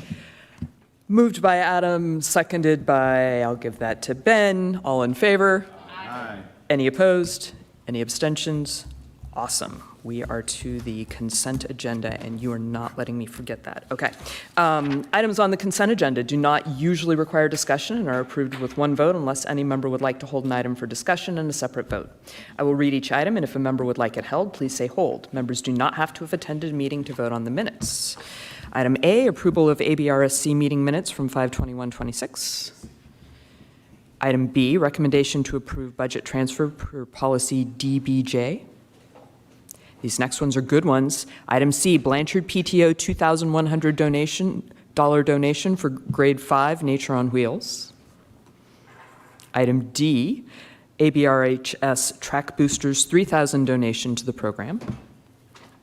Item E, Boston Bruins be fit to win, 10,000 donation to McCarthy Town Elementary. Item F, approval of warrants is presented in the packet on June 4th, 2026. Given that no items were held, is there a motion to approve the consent agenda as presented? Moved by Andy. Is there a second? Second, with gratitude to all the donating organizations. Thank you. Awesome. All in favor? Aye. Any opposed? Any abstentions? Thank you, Ben. All right, so that is all set. Before we adjourn, something I forgot to say. If you are interested in being on the search committee, we need to start figuring out what that looks like. Please send me an email. Let me give you an idea, and I'll put some notes on Friday. Probably a pretty big time commitment. So over the summer, probably looking at sometimes they're going to be about 1 to 2 hour meeting, probably on Zoom. That's probably during the workday, so say between about 7 and 4. When we get into the fall and things start getting really big, you're probably looking at it like big, long meetings, like tonight, big, long meeting, nature of 3:30 to 8 o'clock at night. So think about whether or not you can fit that into your schedule. If you're interested, send it to me. Lisa, Adam, and I will put our heads together. We will come forward with a proposed slate, and we will discuss it at our next meeting so that we can vote it and get that piece going and start getting search committee connected with the consultant. Any questions on that? Peter, anything in the FYI? The fall open house dates are in the packet, so if you want to look for fall open houses, that's there. Julie publishes those to our website. And just one last congratulations to all of our retirees and our graduates who are graduating tomorrow night. Move to adjourn. Second. All right. Moved by Adam, seconded by Ben. All in favor? Aye. Any opposed? Any abstentions? Great. Thank you all. Good night.